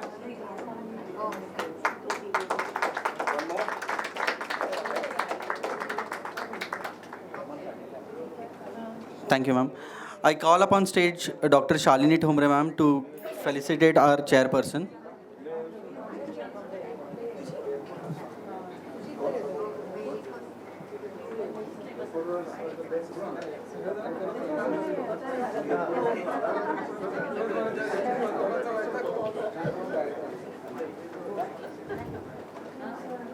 Yes, look here.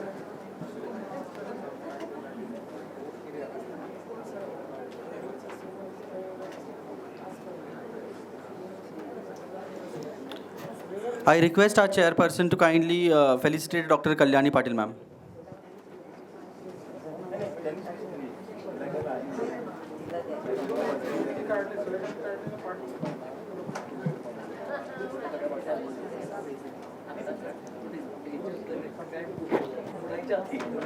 Yes, look here, please.